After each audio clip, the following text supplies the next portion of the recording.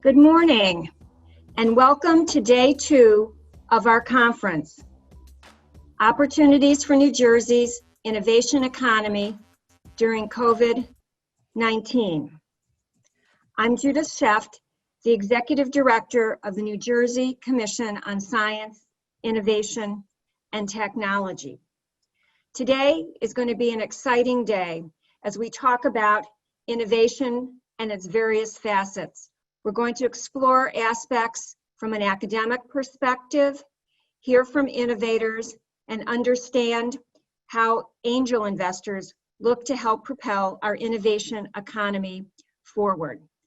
A couple of quick notes. If you have questions, please put them in the Q&A box at the bottom. If you'd like to chat back and forth with other participants at the conference, or if you're having any technical difficulties, you can put those items in the chat function.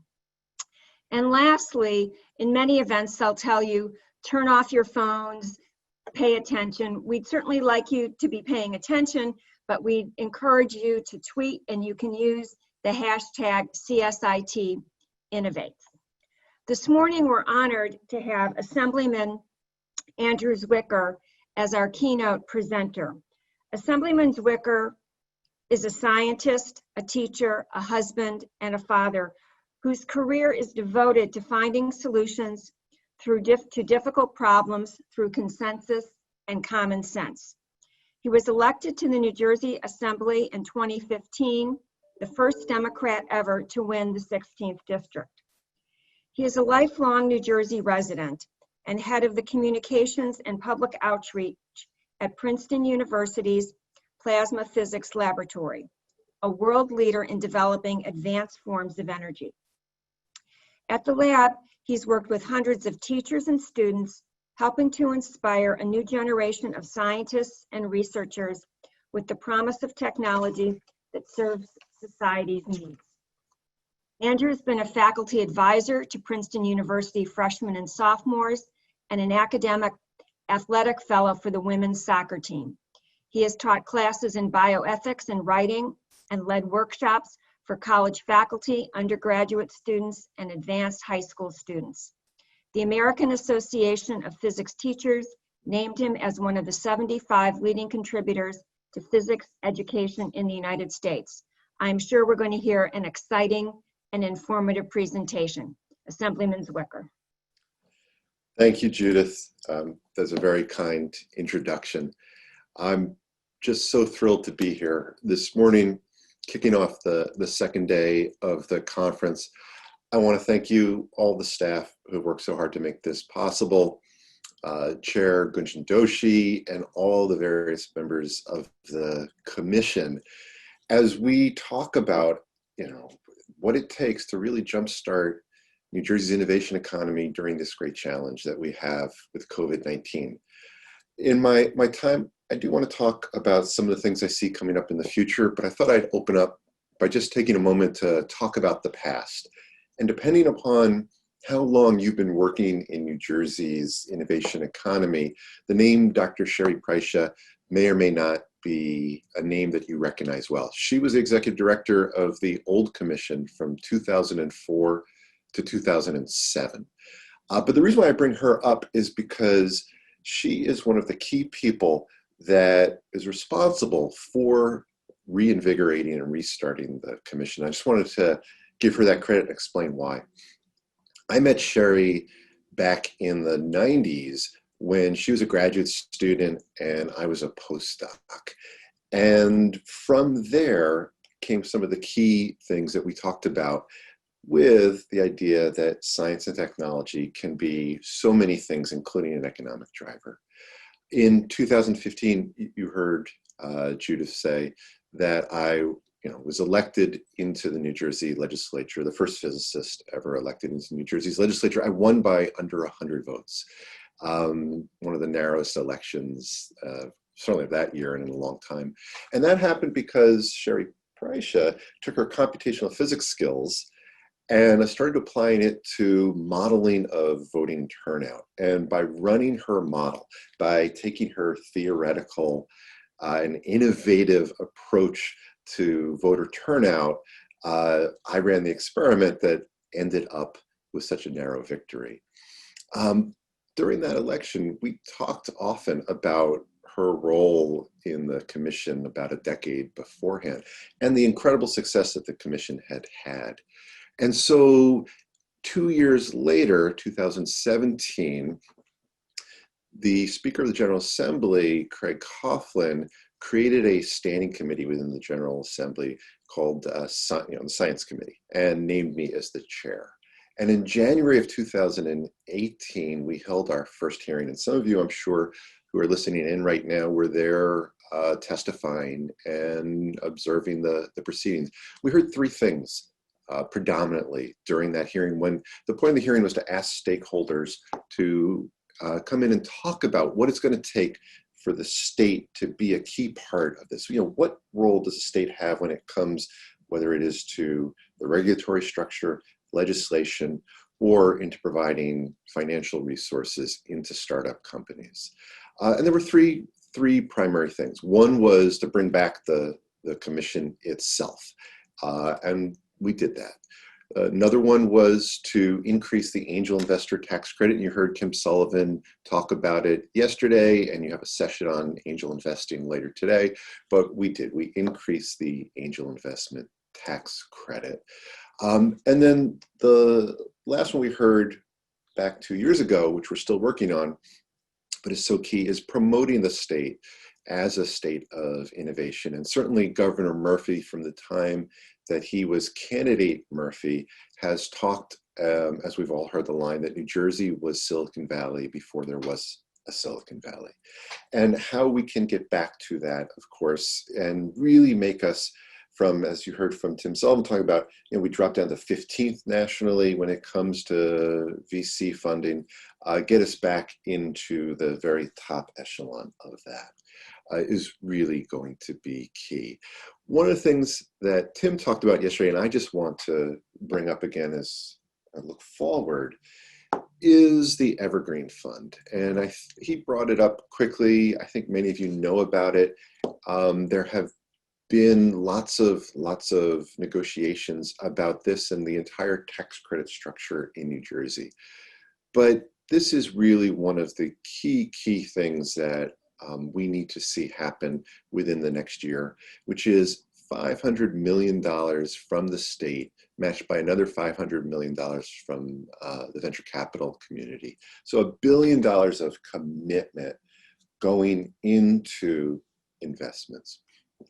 We know, you know better than anyone, because this is what you do for a living, that when the state works together with the private sector and the university communities and our entrepreneurs, that recipe is as guaranteed of a success as you can imagine. And the return on investment, we've seen this by looking at other states, is net positive. It can be 2 to 1, 3 to 1, 4 to 1 on up.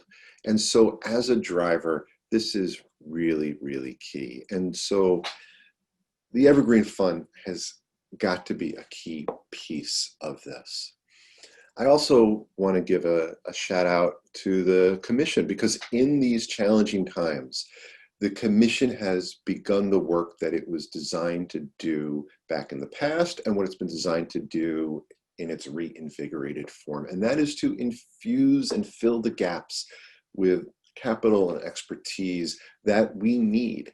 And so while the funding has so far been relatively modest under Judith's leadership, the ability to infuse money into companies that are really on that very edge of becoming successful has been really key. And so I've been very excited by that work and very proud to be a part of it.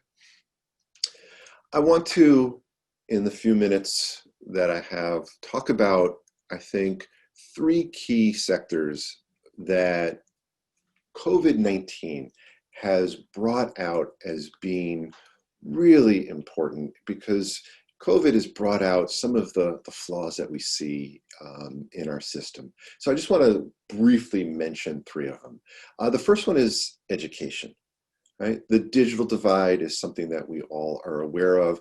For those of you who have children in the public schools, you know that on one hand, New Jersey has one of the finest public school systems in the country. And on the other hand, it is a segregated system, one that is not providing the highest quality education for all. And the digital divide has made this glaringly apparent. There was a report out in June. More than 350,000 New Jersey students, or about a quarter of all enrolled, did not have the necessary technology at home. The vast majority of those are low-income students. You also can't have good teaching if the teachers don't have access to the equipment they need. And that same report showed that more than 40,000 staff members in over 200 districts were in need of just the hardware. Now, that's really key. That's something that we can solve. It comes down to resources. Governor Murphy directed about $10 million of elementary and secondary school emergency relief funds and $50 million of corona relief funding towards the digital divide for this school year. And that, of course, is critically important. But it's not just about, I would argue, the hardware and the access. You've got to start there. That's the baseline. But it also, when it comes to innovation, I think really causes us to start to think about not just how we deliver education, but what we deliver. And how are we going to change, and how should we change our education system? And how can technology and how can tools that we can develop really make an impact on what 21st century education looks like, both during COVID, but also in a post-COVID world? I can tell you that some of my own work at Princeton is studying how we can do remote laboratory work with real-time control of equipment. The idea being that while virtual education allows some level of interaction in terms of what we're doing with audio and talking to each other, but how can we start to bring laboratory equipment right into the homes and do that in a way where using your broadband access and a smartphone or a computer or a laptop, you can start to do actual laboratories experiments. And I'm also very, very interested to see how virtual reality, augmented reality, and some of the other technological tools that are in front of us might have an impact on how we're delivering education moving forward. Second one I want to bring up is healthcare, and in particular telehealth, because similar to what we saw in education, New Jersey has one of the finest healthcare systems in the country, but not everyone has access to it. And the enormous racial and economic divides that we saw during COVID-19 were really exacerbated. And how we can make sure that access to high quality healthcare is available to all is one of the great challenges in front of us. New Jersey, from a legislative perspective, we passed some legislation recently to ensure that telemedicine was looked at with the same parity as regular delivery of medicine. So that telehealth coverage by health plans, state employee and private health plans were covered at similar rates to in-person medical care. That is certainly one of the key things that we can do, was just make sure that the incentives to do telehealth are in place. I think also, though, how technology monitoring and how we can use new sensors to monitor the ability of, or the health overall of people is going to be really key. I was recently contacted by someone who's immunocompromised and during a pandemic is very concerned about leaving this protective bubble and how this person can get healthcare that they need, and what role might sensors eventually play so that they don't have to put their health at risk while getting the healthcare that they need. And we've seen the new Apple Watch get a lot of the headlines, but we also know that sensor development overall in how, not only what the sensors are, but how we are going to employ them, how we're going to make sure, whether it's on a watch or some other way, how we can push that piece forward, and what are we going to do when it comes to now protecting personal privacy, something that I've also been working on for quite some time now, is the more people go onto and are using and putting our lives up on a digital platform, how can we make sure that what we're doing appropriately and we are protecting people's personal information? And then the last one I want to mention is digital transactions and blockchain technology, something that I think New Jersey is really ripe to do moving forward. In fact, my next science committee hearing, which will be a week from today, is going to focus on digital transactions and blockchain technology. We've been behind other states into putting in place policies to grow this sector. And so I really want to make sure that we are doing what we need to do from the legislative perspective to allow this sector to grow. We're going to hear two bills, just give you a quick little preview. One that is just going to allow blockchain technology for record keeping in digital transactions, something that we've seen similar to other states. Delaware has been doing this now for several years. And one of my colleagues, Assemblywoman Yvonne Lopez, will hear a bill that she's written to establish a regulatory framework within our Department of Banking and Insurance for digital asset business activities, which is consumer assets, digital securities, and virtual currency. I just wanted to highlight each of those because I think that there is enormous need and enormous opportunity. But obviously, that is just a small piece of what we need to do to grow the health of New Jersey's innovation economy. And the commission is, in my opinion, the key hub when we connect what's happening within our universities, the private sector, our entrepreneurial folks, angel investors, the venture capital ecosystem, and the commission. And so there is so much work to be done. I want to thank you for a few minutes to talk to everybody. I want to thank Judith and her entire team for the tremendous work that they've done over the last year. And really looking forward to working with everybody on pushing New Jersey's innovation economy forward. So thank you so much, everybody, and enjoy the rest of your day. Good morning, David and Simon. Good morning. Good morning. Morning. Well, welcome everybody. My name is Dale Caldwell. I'm the Executive Director of the Rothman Institute of Innovation and Entrepreneurship at Fairleigh Dickinson University, Madison and Teaneck.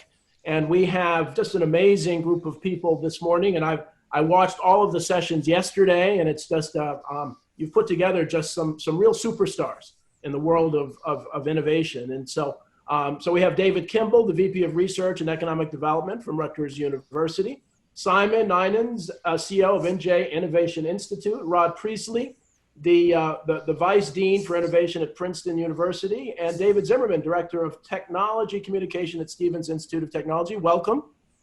And what I'd like to do is just go around in a minute, just say a little bit about yourself, and then my first question is going to be asking each of you to talk about some of the innovations as we're dealing with this pandemic that's happened at each of your institutions.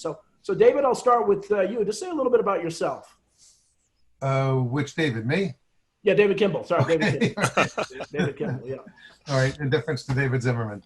Hi, I'm the Senior VP of Research at Rutgers, and my background is actually not typical for the role. I come from biopharma and biotech. I spent 30 years in the private sector before the 9 years that I currently have at Rutgers University.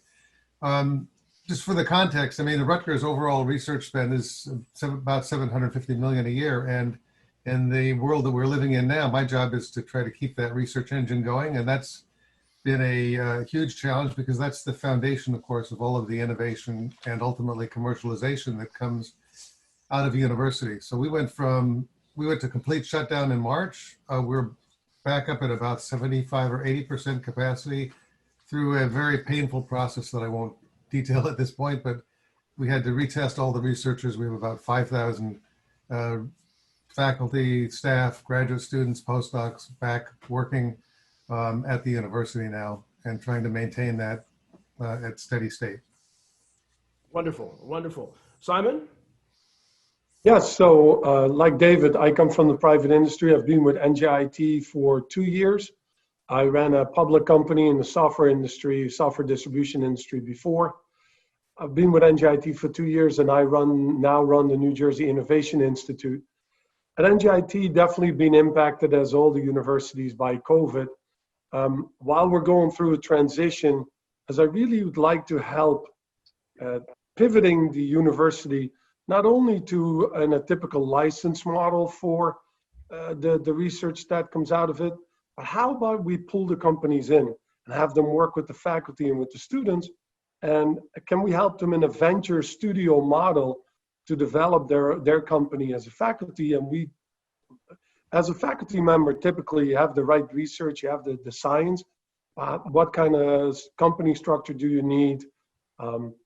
How's the marketing set up? Where are we going to find a lawyer? There's many other things that go into running a company and to make your invention successful. So that's what I'm really here for, and I'm excited to be here today. Excellent. Thank you. Thank you, Simon. Rod, what's going on in Princeton? Thank you. Good morning, everyone. Delighted to be a part of this panel. By way of quick introduction, I'm a professor in the Department of Chemical and Biological Engineering. My research area is in polymer science. More specifically, we investigate the behavior of polymers in confined geometries and at interfaces. And for the past 5 years, we've been exploiting that understanding for new materials development, new technology development. And as a result of that, we've had quite a bit of funding in my lab from industry, and we've spun out several startups based on technology developed in my lab. About a year ago, Princeton decided to create this Vice Dean for Innovation position, and I'm delighted to be the inaugural Vice Dean for Innovation at Princeton University, really charged with growing innovation and entrepreneurship at Princeton across the entire campus, not just science and engineering, but also in the humanities and social sciences. So delighted to be a part of this panel and look forward to sharing with everyone a lot of the new initiatives that are taking place at Princeton around innovation and entrepreneurship.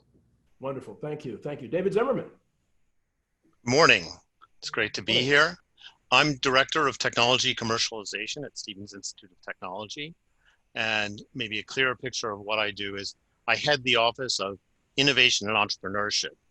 So I work with inventors across Stevens and helping them to protect their inventions and look for opportunities to commercialize. And I also run the Stevens Venture Center, our incubator for new businesses.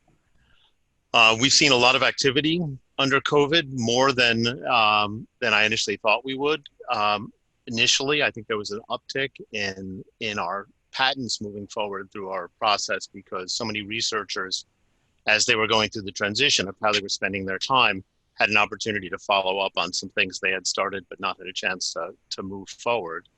In addition, one of the things that we've been very excited about at Stevens are our work with our students, both graduate and undergraduate, especially on the 2 hackathons that we ran in the spring, the COVID health hacks, which drew in participants from all over the world and have led to the launching of several companies.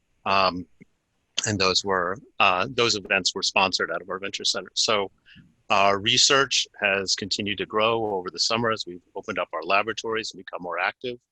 And I think as we moved into the fall, we've seen more of an uptick with, in fact, faculty startup activity, which I think is another result of this transition that we've all gone through and how we're managing our work lives. Wonderful. And I'll ask a personal. So I graduated from Princeton many years ago, and Princeton was a totally different institution, Rod, where innovation and entrepreneurship, I mean, I had to major in economics because they had no business major. And so I want to start with you and talk about this transition. Then I'll go around the transition from pure theory. You know, this is about developing the mind to really theory and practice at your respective institutions. How has that transition been? Has there been some resistance at Princeton? Sure. Thanks for the great question. I'll start that off by saying, you know, the fact that Princeton does not have any professional schools, including a business school, as you highlighted, I think puts us in a unique situation when we think about innovation and entrepreneurship. And in fact, even where it sits within the university infrastructure, in my view, that means that it's, you know, cross-campus, kind of cutting edge and very much interdisciplinary and not housed in any individual particular institution or in department. One of the things I'm quite excited about in this role is that it is not top down, it is ground up. The reason Princeton is pursuing this initiative in this particular moment is because we now have more faculty that are interested in translating their basic and applied research into new ventures. We now have more undergraduate students and graduate students more than ever that are starting their independent careers as entrepreneurs. And certainly our alumni remain extremely engaged with the university and very much wanting to see innovation and entrepreneurship grow. And so the university recognized that essentially if we are going to meet our motto, we have to think about how to create a structure that allows for our researchers to translate their work off campus. And so this position was created, and I've been spending the past 8 months with colleagues across campus figuring out how we do that. We've launched a range of new initiatives to support not only our faculty, as well as our student researchers to translate their work. As someone mentioned, I think earlier today, we also want to promote Princeton innovation entrepreneurship. So communications is extremely important. We now have a new innovation.princeton.edu website. Our entrepreneurs website will also be updated here in the near future. We've launched awards to recognize faculty and innovation in the same way that we recognize faculty for their teaching and mentorship as well. New support and training mechanisms are also in play. I'd also be delighted to discuss in terms of our spaces. One of the tension points always in academic entrepreneurship is when does one actually spin off the technology from the lab, which must occur. And one of the ways to help lessen that tension is to actually provide spaces for faculty members to do that. And so many of you may be aware, we did approximately 2 years ago, open the Princeton Innovation Center Biolabs approximately 3 miles from campus. And now we are actively working to make that space very attractive for Princeton researchers, but also for the regional ecosystem. As to your question about resistance, there's always a balance that one has to meet. We are a non-for-profit institution, but I think our view on this is that we believe our technology can have a positive impact on society. We believe our creative thinking, our scholarly research can have a positive impact on society, and we don't want to stop that at the gates of Princeton University. And so to the extent that we can help move that beyond the gates, and we think that that leads to a better society and an improvement in human health, better future, et cetera, we will continue to do that. So we're not driven from the monetary standpoint, but from the viewpoint to have an impact on society.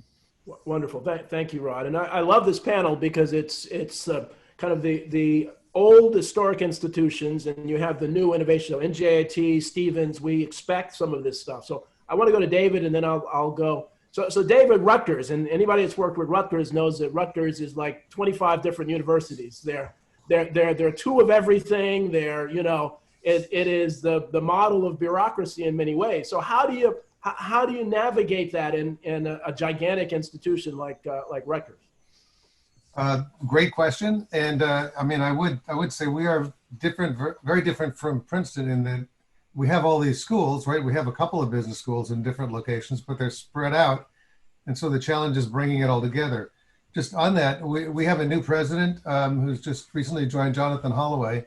And he has 3 key parts of his vision for the future. And the third one is strategic clarity, which anyone who has worked with Rutgers historically can understand the need for really focusing and bringing together all of these activities. Now I sit in the central role, right, as the Senior VP of Research. And what we have been doing over the past few years, in fact, is to try to support and really catalyze some of the innovation and the spin-outs.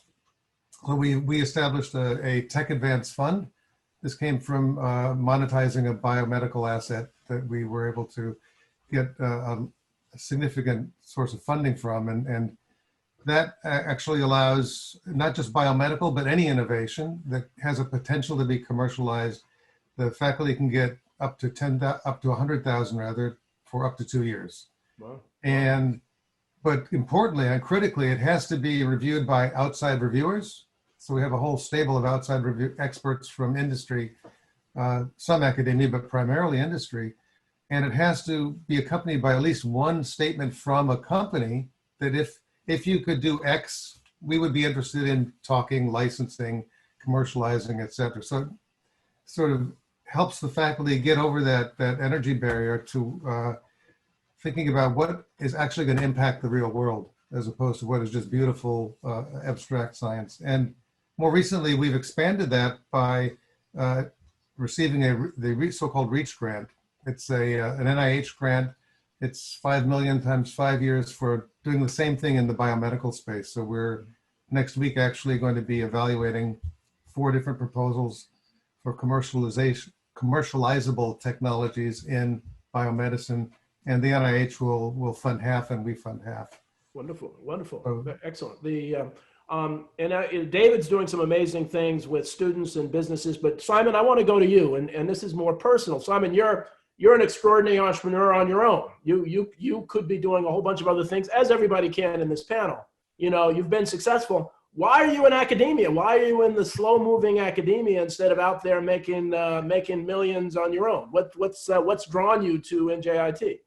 Good question. My wife reminds me every now and then. Now, I really, and I've always enjoyed giving leadership speeches, the next generation. And as I started going around the state and talking at the universities, I really love the energy of not only the students, but also the faculty and their desire to make this successful. And quite often, it's not their fault that it doesn't become this successful. It's like you earlier mentioned, the bureaucracy. Mm-hmm. When you see these committees and they take too long, and it's almost seen as like, how can we make it not possible instead of make it possible, right? Mm-hmm. So I think it's a mindset, and I'm very thankful for Joel Bloom to say, we're going to do this differently, but if we want to do this differently, let's go talk with an entrepreneur. And him and I discussed this role, and I warned everybody up front, I'm a different animal, I'm not academia, and I, unfortunately, you know, you offend people without even knowing it sometimes, but I really mean it in the best possible way.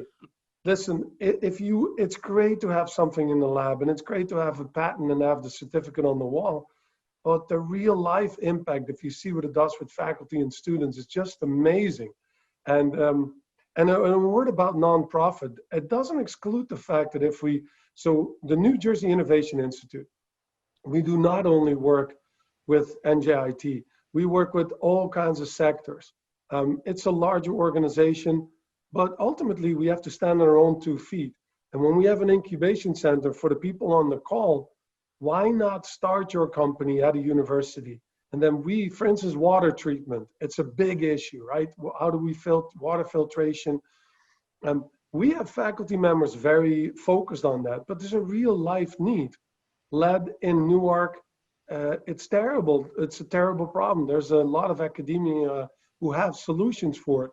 That's why the New Jersey Innovation Institute is there, to really cross that bridge. And I am not going to have a theoretical discussion with faculty members as to the efficiency of the effectiveness of their research. I'm more of like, okay, who are your competitors? What's your possible market? And how can I facilitate that funding? So we are going to set up we're looking at our own fund and where do we play in the ecosystem?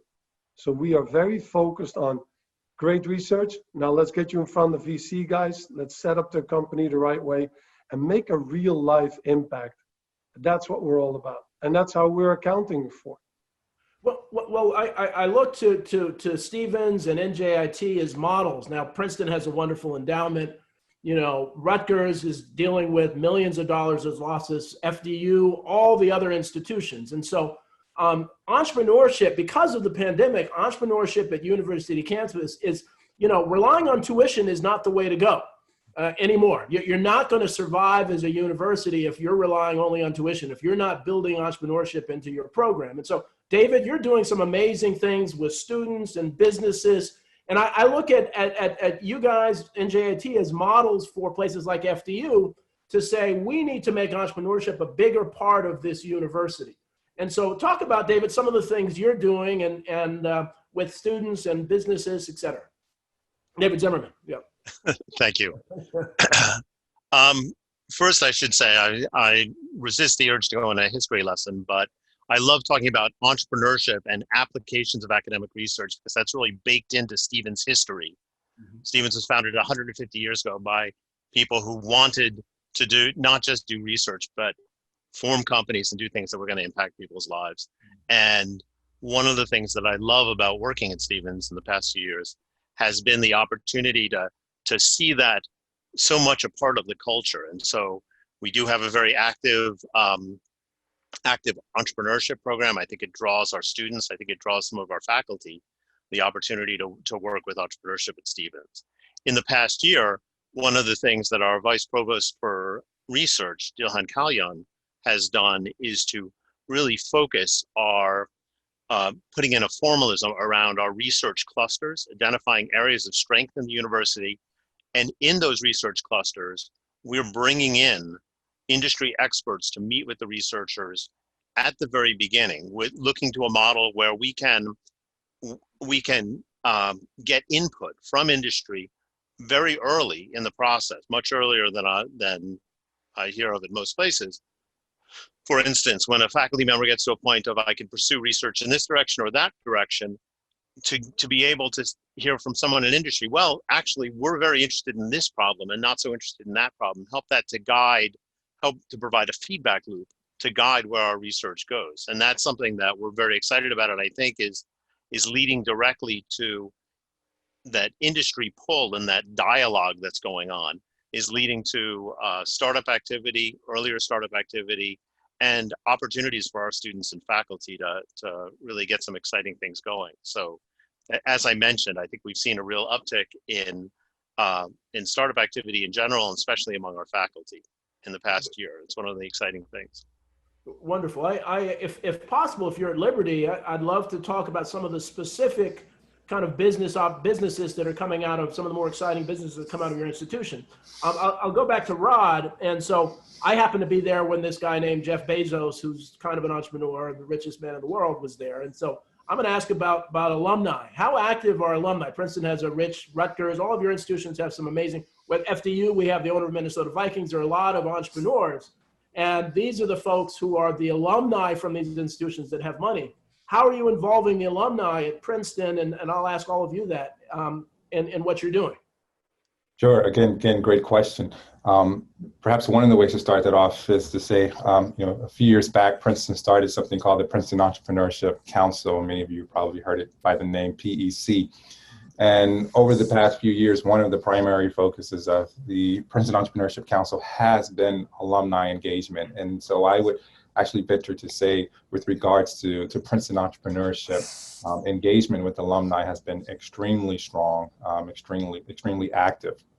If one was to go to entrepreneurs.princeton.edu, you would see the range of activities that are being put on regarding PEC and their involvement with alumni. I would venture to guess that they probably put on 3 to 4, events, per week that connect alumni. Take, for instance, Tiger Talks.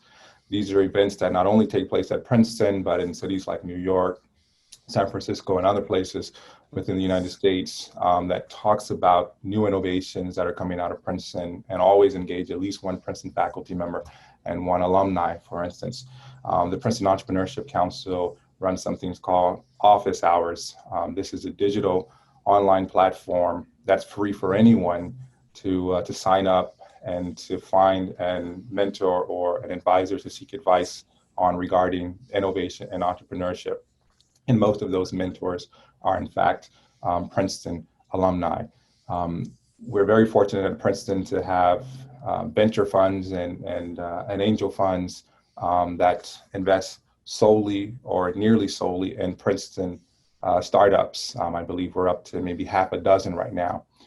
Nearly all of those have been started by Princeton alumni. The Princeton Alumni Angel Group is extremely active. They've now invested more than $5 million, I believe, in startups that are coming out of Princeton University. So our alumni base is extremely active, extremely supportive of Princeton innovation and entrepreneurship, not just in terms of, external, but also in terms of what happens here on campus. Many of the things that have been enabled, at Princeton, whether or not it's, the formation of the Princeton Entrepreneurship Council or the formation of the Keller Center within the School of Engineering and Applied Science that trains a lot of our students in innovation and entrepreneurship.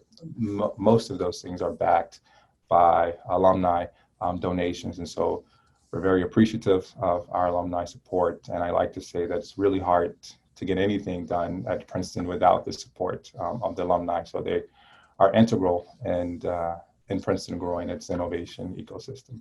Well, Rod, thank you very much. Now we have a couple of questions, and I'll combine two. One is, and just do rapid fire around, how many of the businesses that you've started are in New Jersey, and what are you doing to reach out to women and minority entrepreneurs? And so we'll go back, David, kind of real quick. How many New Jersey businesses have been started, and what are you guys, what's Stevens doing to reach out to a diverse and inclusive group of entrepreneurs? So we have currently in our venture center, we have about 15 businesses, all of which are New Jersey based. From our graduates, a number of them have moved across the city, across the water to New York. I spoke to somebody last night who is taking his business actually from New York now on to Seattle. But we continue to see that migration, and we're working to make New Jersey more attractive and to build up ways in which Stevens can continue to support and continue to engage with these startups after launch, which I think will create closer ties. It'll build on the existing ties, but also really cement the connection to New Jersey and cement the connection to our area. And as far, we'll do the Jersey question, and then I want to talk about inclusive entrepreneurship too. Okay. Simon, what about New Jersey? How many New Jersey companies? Yeah, so we have 100,000 square foot of incubation space. There's about 70 companies right now. We have space available, and what we've seen through COVID is a lot of people don't want to go into New York anymore, but they want to be close to a knowledge center. These are safe. That's a beautiful, safe area where we are. Come to the university. It's less than $25 a square foot at VentureLink. You can work with the students. All they have to do is walk across the street and they're in our center. That's what we promote.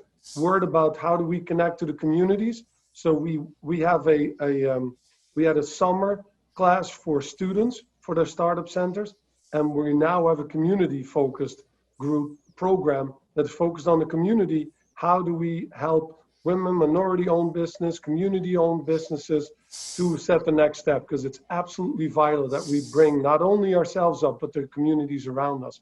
So 100% for it. Whoever asked the question, reach out anytime to VentureLink. We're there every day now, and we'd love to give you a tour. Wonderful, wonderful. David, what about you, and as far as New Jersey businesses, and then talk about inclusive entrepreneurship? Yeah, I think that, historically, a lot of businesses that were started at universities did migrate out. More recently, most of them are staying here. And we're working, for example, with the DevCo, the Development Corporation of New Brunswick, to build locally. They're going to do the building, but we will help occupy a couple floors of the new innovation hub. This is still, it got delayed, obviously, because of COVID, but that will help to bring and keep people in New Jersey. Probably the biggest example that people will know of recently is Rutgers University Cell and DNA Repository, which is, so this is a great success story, but it's a 20-year development. It was the world's largest university-based cell and DNA repository. They developed the saliva test for COVID, so it got a lot of press, et cetera. We spun that out in June. Well, we closed actually in August to Viking Global Investors. They are still situated on campus. This is now a company that is, they've done millions of tests already, and they are capitalized in the at least tens of millions of dollars of capital were infused into really taking it beyond where we could have it as a university asset. I mean, the university is not a business. So I think that's a success story that demonstrates that we are keeping things internally. That's also a bit of an unusual example. It's an outlier. That doesn't typically happen. Is Rutgers, for women and minorities, is Rutgers doing something in particular to really focus on women and minority businesses? We have, yes, we have initiatives through the Corporate Engagement Center and through student engagement. We're working with ICOR, with Rod, and we have a colleague up in Newark who have that as a focus. And this is, in a larger sense, a strategic imperative for our new president. So we're really engaging it to be honest, in a much more robust and serious way than was ever contemplated in the past, to really bring in diversity and equity and inclusion, to bring in all of, we have, as you all know, one of the most diverse university populations in the country. Mm-hmm. So there's a great opportunity. Well, one of the things that I, done a lot of work with Tim Sullivan, the CEO of the Economic Development Authority in New Jersey, and I've written an article in a white paper called the Entrepreneur Zones. Everybody knows opportunity zones, but the whole idea is within those zones to really provide tax credits for folks that invest in the poorest communities in New Jersey. And I also just did an article in NJ Biz about what I'm calling a pandemic equity tax. Is that, and I wanted anybody to comment on this. So one of the realities is that, and I go to ShopRite, I go to Home Depot with my mask on, and my life hasn't changed. They've been open, but other small businesses, especially in minority communities, have been closed. That we almost need a pandemic equity tax that goes directly to the small businesses and maybe to the universities to really help invest in those. So think about that. What innovative ways can government do to support the entrepreneurship that all of you are supporting? And I'll just throw that out to anybody. How do we, government, one of the realities is government has this problem that small businesses have been shuttered, so they're not generating tax revenue, so government has money to support them. And we have some money coming through EDA now, but it's not enough. So your thoughts, because it's great to have the institutions, it's great to have the incubators, but one of the things that we've been doing is really pushing government to really understand that jobs are coming from this sector, from the entrepreneurial sector. So comments, anybody about that? What are your thoughts? So personally, I think it's a great question, and it's one that really will define our future, I think, whether or not, if I want to order pizza, I want to work with the local pizzeria. If I'm going to order plans for in our offices, I'd like to go to a small business and support that. And I think we all as universities, we're large purchasers of a lot of services here in the state of New Jersey. So personally, whenever I buy something, I will ask my people to find a small business, preferably in Newark, who can help us with those services and give them a chance to compete. And I think that's a massive impact that we can all have. And unfortunately, sometimes you want to order a product and it's only Amazon, it's only Walmart, but look forward, what that's going to bring to us is going to be no choice left. So go to your small hardware store, go to a small business. It really made an impact. We had a bagel store here in town, and people literally donated money in the beginning. Like, here's $100. I'll buy the bagels later in the year. But they survived, and they're actually thriving now. So it is possible. And sometimes we depend too much on government and not on our own actions. So I would ask anybody here, go to your local gas station, go to the local small pharmacy, local business, and support them. It really does make a difference. I totally agree that that's important to do, and I would hope that all of us are doing that. To the government part of it, I would say, just to be blunt, brutally blunt, the government needs to target small businesses and minority-owned businesses if they want to have an impact, because the bigger and more successful companies know how to get to the front of the line, and that's clearly what happened with a lot of the funds that were dispensed in the beginning of the pandemic. And so until last month, we were living in New York City. And in the neighborhood we're in was a lot of small businesses. Half of them are shuttered. You could walk down Third Avenue and half are literally shuttered at this point because they just couldn't take the hit. They couldn't pay the rent and make payroll. So the government really has to do a more a better job and more focused targeting, or else it's just not, it's a handout to people who really can manage better than they can.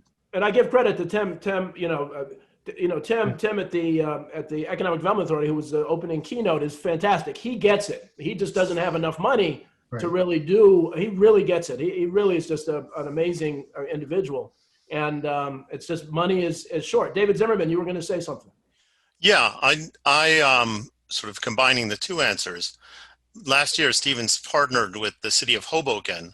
So really thinking very locally, much as Simon was saying, to put together a planning grant to put together an entrepreneurship center in the city that's focused on entrepreneurship for the communities that have been underserved or that have not had the access to the resources to start companies. So in Hoboken, we've seen some great success stories with Jet and similar companies that have launched and been very successful, but they're really only involving a very narrow segment of the Hoboken population. And in West Hoboken, we have a large population of people who are not seeing the impacts of entrepreneurship. So we're putting together, in partnership with the city, the Hoboken Public Library, Stevens, and Propelify was one of our partners.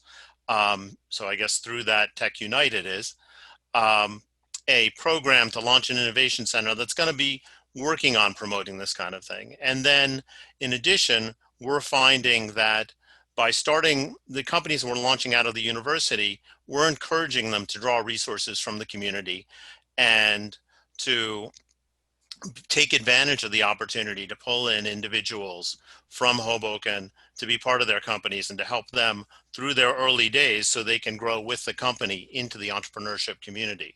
So for us, from a government point of view, the grant from the NJEDA was very successful. We're also working with a number of institutions on the NSF Advanced Partnership Track program, working with NJ Edge, the CSIT, and a number of universities, and trying to put together a program to provide mentoring to entrepreneurs around the state of New Jersey, and are excited to be part of that. So I think these type of programs that provide that type of support and mentoring can be very valuable, and we've seen that it's been successful for us in drawing in people who were not part of our entrepreneurial population prior.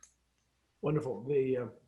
I can just make a Rod, yeah. couple of points and comments here, maybe combining with a couple of the previous questions as well. At Princeton, many of the things that we do are not just open to Princetonians, they're open to the community as well as the region for sure. And so we do want to make sure that a lot of the programming and activity that we put on are open to the small businesses that are within the New Jersey region. And certainly with regards to our spaces, the majority of our spaces are also open to external companies. And the university's done quite a bit to forge partnerships with corporations that are now housed within the Princeton region.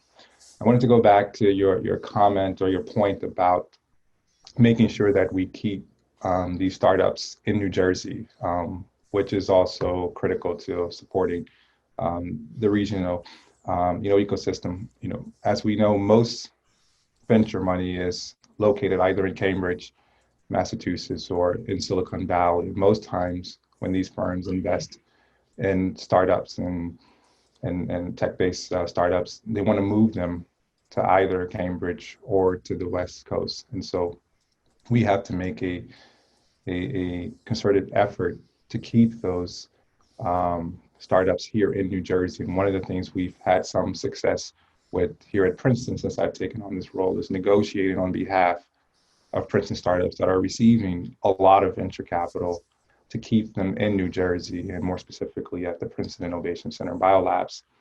And oftentimes that requires discussions and negotiations around price structure, but also access to facilities and equipment. One of the tension points with academic-based startups is that universities are well equipped with resources, and these startups would like to have access to those resources. And so developing agreements that allow startups to have access to the resources that we have on our campuses, I think, is critical.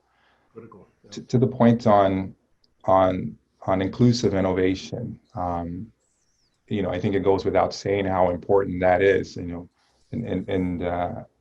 academic research, we often think about convergence of different disciplines, and it's at those boundaries where we see new innovations drive. But the other component of that convergence, as we all know, is really the human component. That's where we're really going to have unbound possibilities in what we can do in terms of innovation and entrepreneurship. And so at Princeton, we are delighted about our past history in this space in terms of where our support and capital have went, whether or not it's through the Alumni Entrepreneurship Fund or the accelerator programs that are run through the Keller Center have been extremely diverse. But moving forward, we are developing targeted programs to make sure that Princeton innovation is inclusive innovation, whether or not that's our upcoming Empower 2021 conference, which is a 2 or 3 day conference that not only celebrates and promotes inclusive innovation, but actually is looking to spark change, whether or not it's our underrepresented group startup showcases or our women startup showcases that have been put on by the Princeton Entrepreneurship Council here recently that have been, extremely popular, whether or not it's our support of a new student group on campus that wants to seed funding to diverse students who don't have, the $2,500 to $5,000 that they can get from their parents to launch their new ideas, or whether or not, as David mentioned, it's participating in the NSFI Core Hub proposal with the range of schools within New Jersey, but also Delaware State University, which is an HBCU that is essentially the nucleus of our outreach to other HBCU institutions to make sure that institutions that are developing a lot of technology can form relationships with those that are not, so that we can form these I-Core teams that involve individuals from a broad range of schools.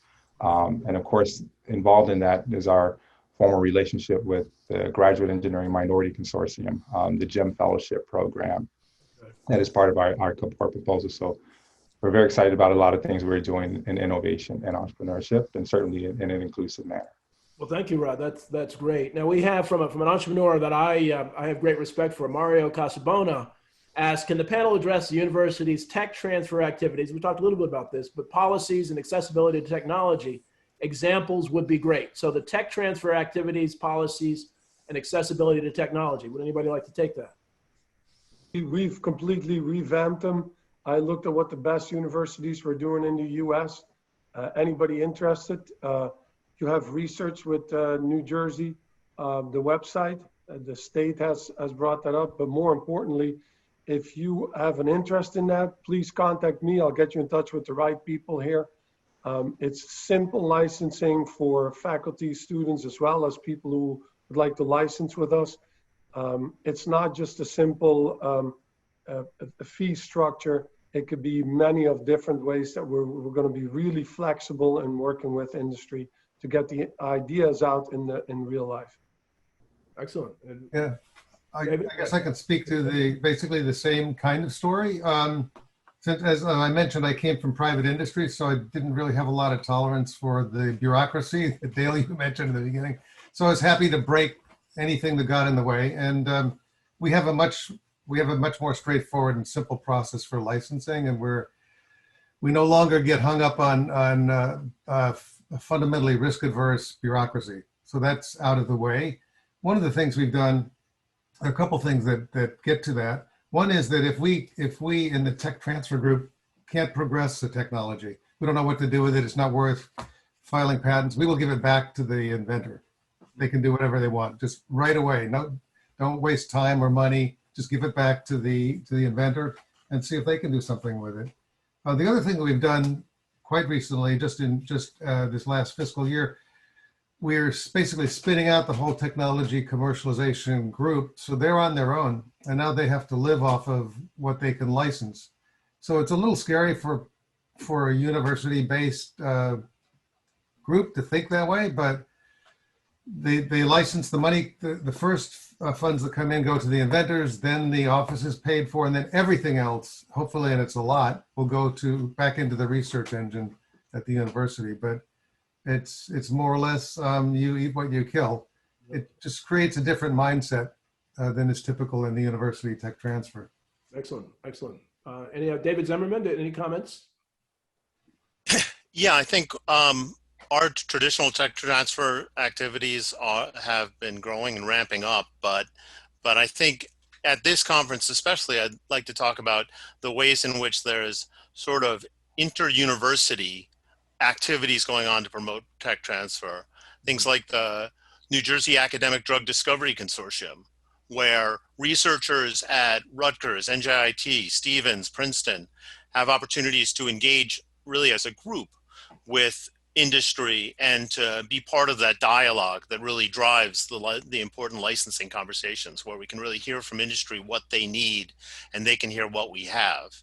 And under that aegis, we also have, there's a neuroscience workshop coming up where we're sort of expanding the ambit of the Drug Discovery Consortium to pull in researchers in broadly across New Jersey, but in fields related to neuroscience, and bring in industry and academics. So some of the things that we have, the traditional tech transfer activities that I'm happy to talk about, and I just put my email address up in the Q&A box.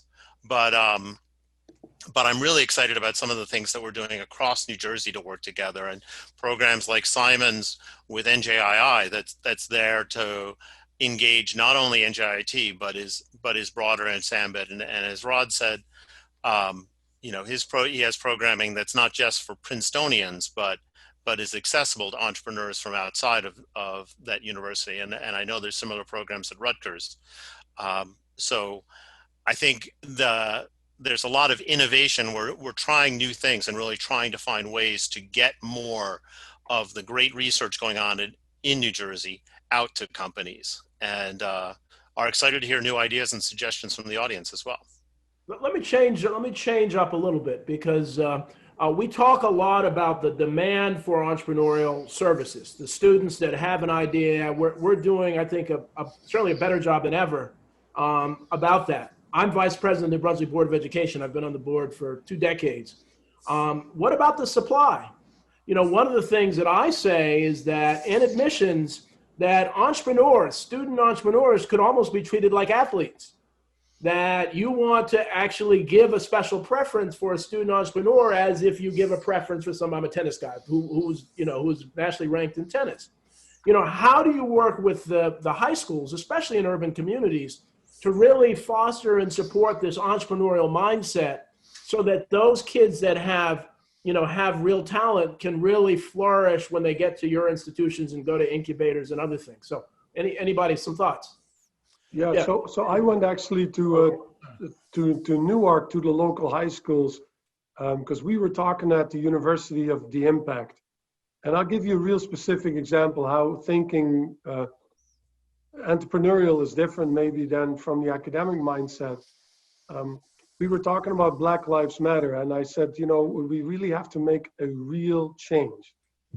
And it's great to talk about what committees we're going to put together, but we have to make a real change. With COVID, there are signs all over the university that say, hey, COVID is here, you know, keep your distance. But where are the signs addressing racial inequality without becoming, oh, we're political, we're on the left, and we want to stay out of that.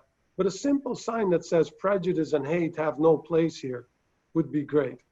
So within a couple of days, we have that printed, and we have it at VentureLink and at New Jersey Innovation Institute all over the place. And I think, you know, what is the real impact of that? And we were talking about how do we involve younger students? Because the people who come to universities, that's why universities are such a great place to start companies. They're all passionate. They're all eager to go. They're eager to achieve. But what about the people who feed into the industries, and sometimes they're left behind? So I started going out to the local colleges and high schools in Newark and just talking with the students.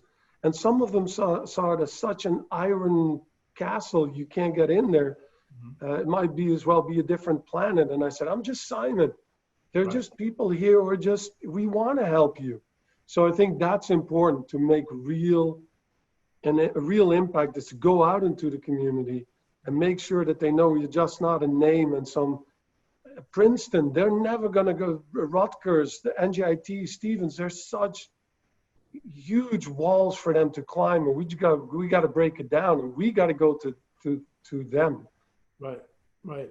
Let me, now we're coming close to time, and I want to make sure we get to all the questions. So we have from Devika Chinapin, what are you doing to connect students who need experience with founders who need help, and to showcase graduates who can take on leadership positions in startups? So how do we connect students? So not everybody is, the founder, but there are people who want to work in entrepreneurial organizations. How are any of your institutions connecting students who need experience with founders who need help? So at Stevens, in our incubator, the Stevens Venture Center, one of the requirements is that companies have to have a member of the Stevens community, whether it's faculty, staff, or students, affiliated with their company in order to be a member. And so one of the ways, it's not unusual that I get people reaching out and saying, can I join the Venture Center? And when they first started coming to me, I said, I'm sorry, but it's only open. I need some connection, some nexus with Stevens. We're now working with the Attila Entrepreneurship Club and some of the other entrepreneurship groups at Stevens, where we have students who are excited about entrepreneurship, but are looking for these opportunities and matchmaking them with the startups that are coming to us, providing to those startups eligibility to join our incubator and providing to the students that opportunity to get in on the ground floor and have a chance to see the Wild West world of an early stage of a startup. Excellent, excellent. One of the examples here at Princeton, and I'll just be brief, again, through our Keller Center and the School of Engineering, they run a very successful startup immersion program where I think every summer, more than a dozen or so students go to various locations around the world, in fact, and participate in the startups, whether or not it's from Shanghai to Tel Aviv, I believe even to New York. And so that's one example in which we connect our students with emerging startups and founders who are looking for talent.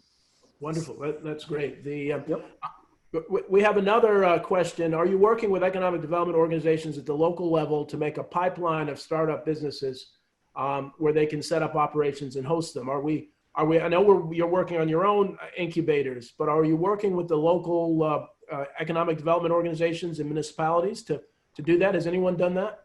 Absolutely. We're working very closely with Newark. We're working with New Jersey EDA. We are a soft landing organization. I went with the governor to India. We're talking with Indian companies to establish shop here in New Jersey. Once they start there, they have a tendency to stay. So from all kinds of angles, we are working that. But what we'd like to provide is become the conduit to all that and help you with finding a lawyer. Rutgers has a great program as well, right? There are lawyers available to help you with patents, to help you with a startup. We at NJII, at the Innovation Institute, contact VentureLink, ask them for help. Trust me, we will reach out to you and get you involved. And then one more thing about the involving the community. Michael Ehrlich, a professor here at NJIT, has a great program. It's called the New Business Model Competition. And we hand out cash prizes to anybody from the community as well as students to set the next step in their idea. And then we mentor them. We connect alumni, mentors. There's a lot of people who want to help student and startup faculty. We just got to find a way to funnel them. And that's what we're doing right now. So if anybody's interested in mentoring in startups, again, venturelink.org. The website is very clear. We'd love to hear from you. Well, one of the things, and again, we're getting close to time, but I want to pose this to the institutions. This relates to working with minority, women, veteran certified businesses. I've again written some articles. Actually, wrote a draft executive order for the governor to require, not mandate, but require that public agencies that get state money actually list on their website how much money they're spending with New Jersey certified women, minority, and veteran businesses. And, being the Newark Public Schools is $1 billion agency. The Newark Public Schools, if they reported how much they're spending with local businesses, with minority women, that could be a financial catalyst for some of the businesses that are. So I don't know, and we'd love to have your support, but it'd be great if your institutions could do that too. It'd be great if Rutgers could And I know they do them internally, and corporations are doing diversity spend, but that's a source of capital because that money is going to be spent. And why not spend it with small New Jersey businesses? Comments about that. Well, we are tracking that, but we don't have a perfect system yet. And so I can't report out numbers, but clearly we are focused on trying to spend the money here, and being in Newark, New Brunswick, and Camden, clearly a lot of it does go back to the communities, but I can't give you the exact numbers. I mean, we've established a corporate engagement center, which is based on what the University of Michigan has done to reach out to corporations, large and small. So just to reach out and try to tie in our alumni and with a network of companies and startups in this region as well. Rod, I know Princeton actually has developed a system to track diversity spend. They actually have a system that they've used. I don't know if you know much about that, but that's pretty innovative. Sure. I am certainly aware of the system, and I do know that Princeton has a mandate to try and spend locally, as well as to make sure that when they are spending their dollars, that they are going to companies founded by diverse entrepreneurs, those from underrepresented groups, as well as women. And Princeton certainly takes that serious, and supporting the local community is extremely important. And as maybe many of you know, Princeton does make a sizable donation every year to the city of Princeton. And I think your question is very spot on, because one of the things that I can think about in this new role here at Princeton is how can we do more in that space with regards to supporting the local entrepreneurship, ecosystem. Can we make sizable donations or sizable prizes to support the local small business ecosystem. And one of the things, we have 2 minutes, but one of the things that I have been disappointed in and working with local entrepreneurs is how little they know about their local politicians, about their mayor, about their council, about EDA, and really reaching outside of their comfort zone. How can universities play a role to really educate? Again, we're working on students, but and I've really had FDU really externally focused. How can they be more supportive of entrepreneurs who may not have a direct connection with the university? Are any of you doing things with those that aren't directly tied to the university? We have a monthly coffee and bagels where we just provide coffee and bagels. And we invite local entrepreneurs, we invite startup faculty, students who are interested, venture capitals. And we started this, and we had all kinds of grand ideas how to get them in. And in the end, all you have to do is provide coffee and bagels and get out of the way. So it started with 6 people. Before COVID, we had over 100 attendees. They come to the center, you gotta lower the barrier. We gotta invite these local entrepreneurs to interesting talks. Tech meetups are a great idea. Tech United is doing a lot of good things. You gotta lower the barrier. And in Newark, if you get the entrepreneurs together and say, yes, you have problems with getting COVID help, but let's hear from 2 or 3 people who have really done this. Let's talk 5 minutes, and then we just do networking and just walk the room and see if there are problems. And I think we can facilitate a lot of that. And that, I think, should be our role, to be the facilitators. And we have such great resources. We have the rooms where people can meet. We have the parking spots. We have all this stuff available. Let's use it. And so before, one of the other issues, and we're not going to solve this, but one of the big challenges in universities, saying, and being a professor and teaching, is that the model of entrepreneurship, professorship has nothing to do with entrepreneurship. That many of the people in entrepreneurship who are in there have never been entrepreneurs and really know the theory and the research, but don't know what it's like. I don't know if any of your universities have some recommendations. How do you get around that? Can you get around that in the tenure requirements and other things? Has anybody had any luck with that? Hire entrepreneurs. That's what I would say, hire. I've only hired people who've had startup experiences, go to experienced people. And then they will, it's the same, right? A lot of people say like, oh, it's hard to get more women in these roles. No, go to a successful woman and she will get you 4 or 5 successful women. It is. Well, Rod's smiling because he's been on the regular tenure track and he knows. It's an important question. It's it's a complex question.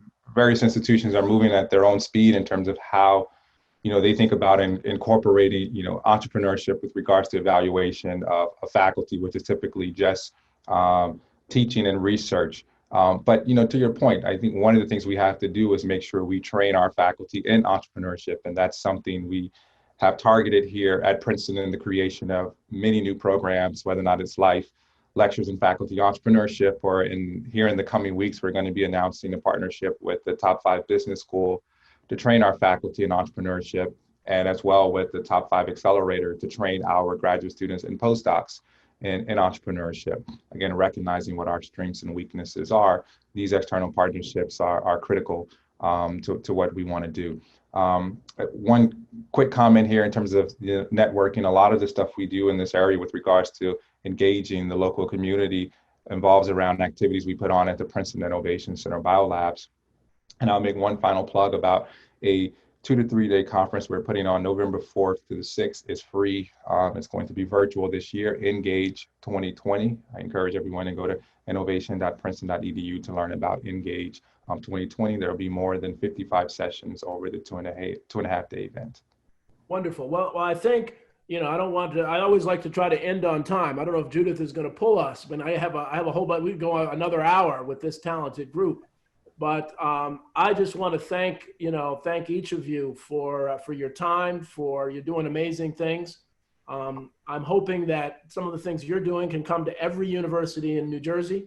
I like, Simon, in our prep, you talked about that bagel. I think every university should do a kind of a bagel and lunch for the small businesses, especially now, who are struggling. So good. Any final comments before we go? And Judith, are we on time?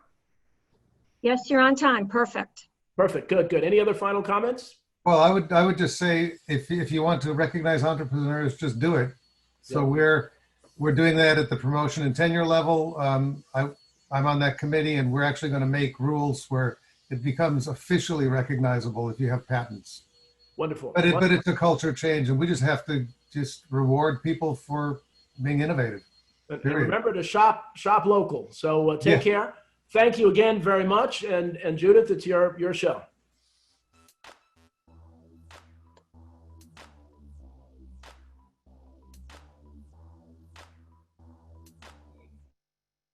Good morning and welcome to the panel on Innovators, Surviving and Thriving During COVID. We have a number of innovators who are resident at some of our university incubators. So it's kind of a good linkage to the previous panel. And we're going to talk with them about how they've survived, how they've grown, some of the twists and turns that they needed to take during this COVID pandemic, which certainly has lasted longer than any of us anticipated.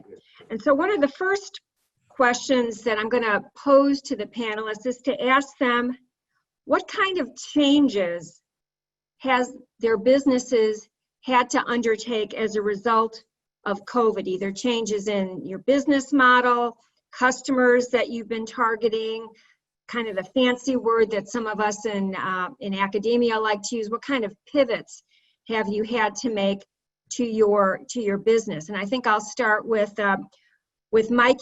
Frederick, you can introduce yourself and tell us a little bit about how have you had to pivot as a result of COVID? Hi, my name is Mike Fredrickson. I'm the CEO of Systems Innovation Engineering.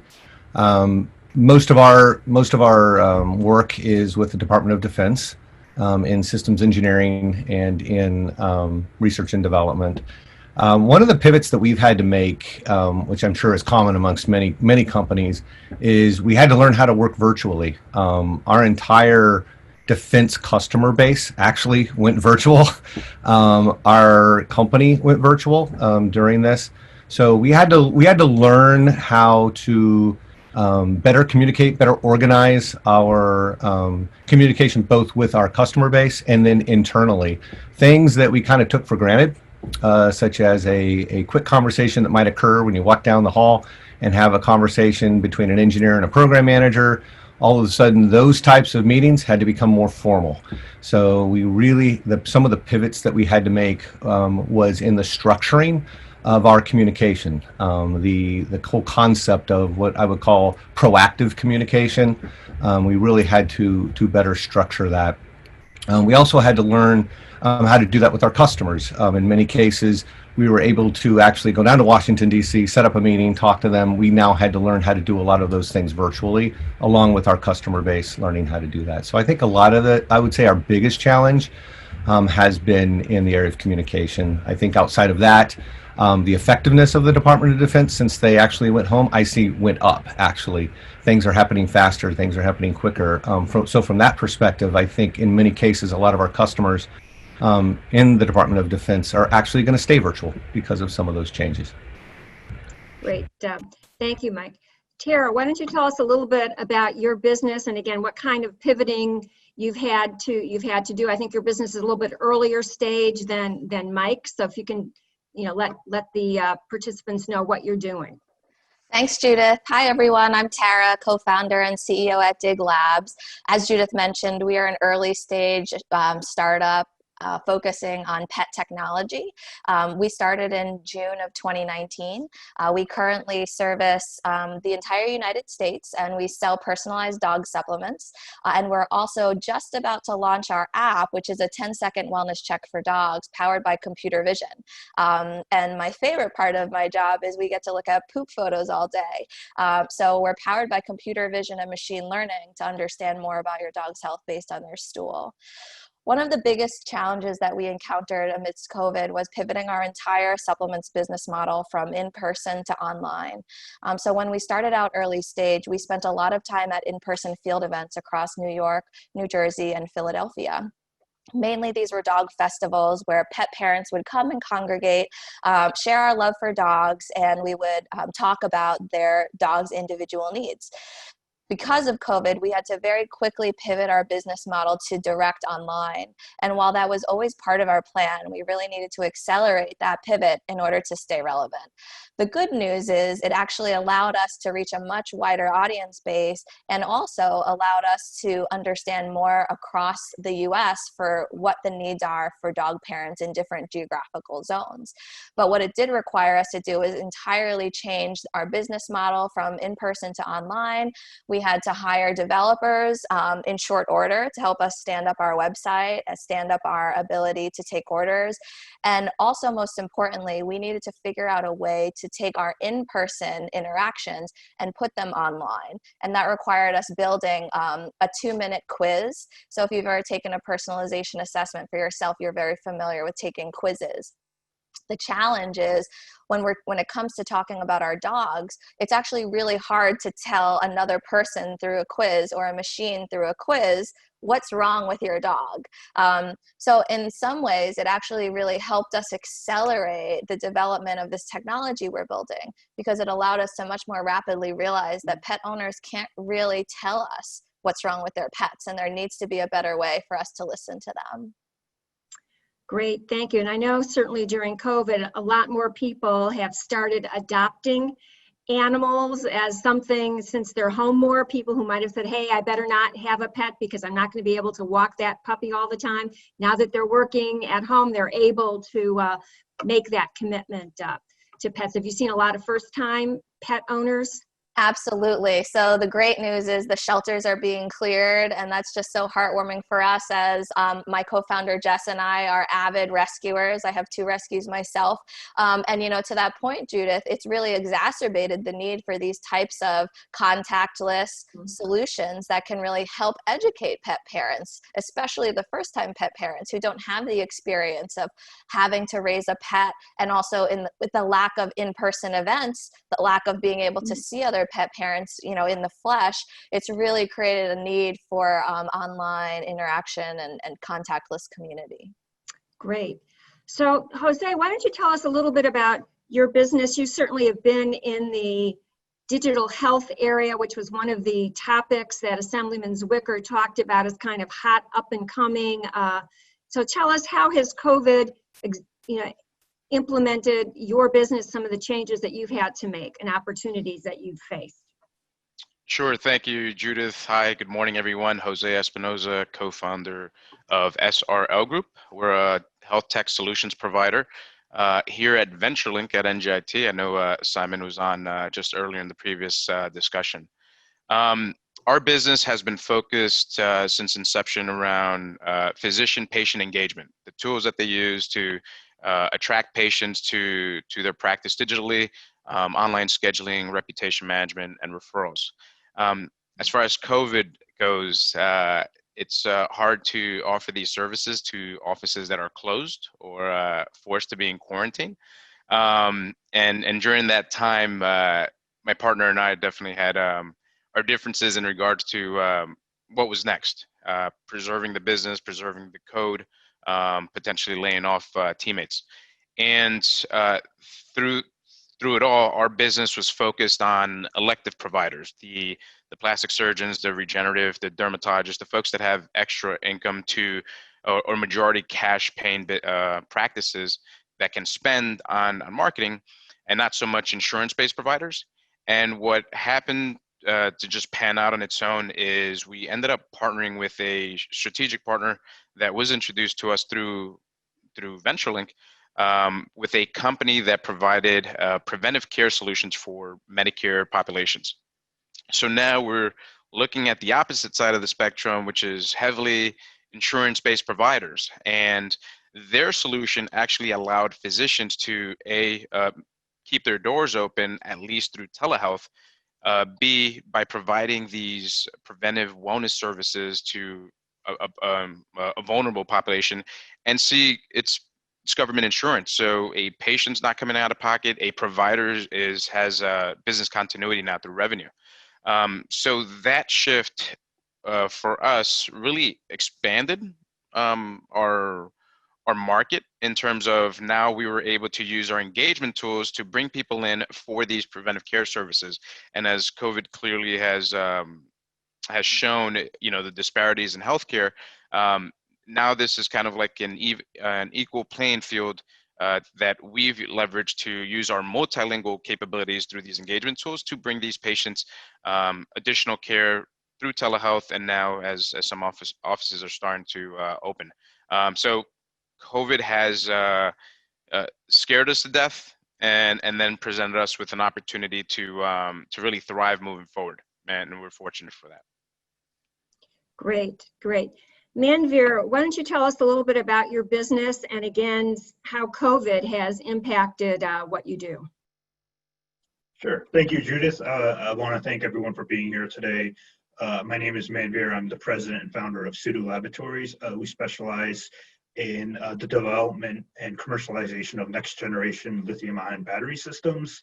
So a little bit of a different company here. So the batteries that we do develop use a solid polymer electrolyte in comparison to the conventional liquid electrolytic material, and this results in batteries that have higher energy density, thus giving you longer driving times, and batteries that can quick charge.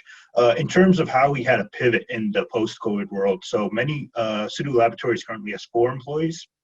And many of the scientists that work with several of the automotive companies that we do joint collaborations with, communication between those automotive companies and between Pseudo Laboratories somewhat slowed down. So those employees had to, those employees had to move from the research aspect of Pseudo Laboratories and go in towards more of the working towards the other, more towards the joint collaboration efforts of Pseudo Laboratories, and move more towards the research aspects, And so, for instance, when we were developing cells for companies for independent verification, that communication was cut off, and so we would focus more of our attention towards developing and improving the cell performance in the laboratory. Everything was a little bit more in-house based in comparison to continuous talks with other companies outside Pseudo Laboratories.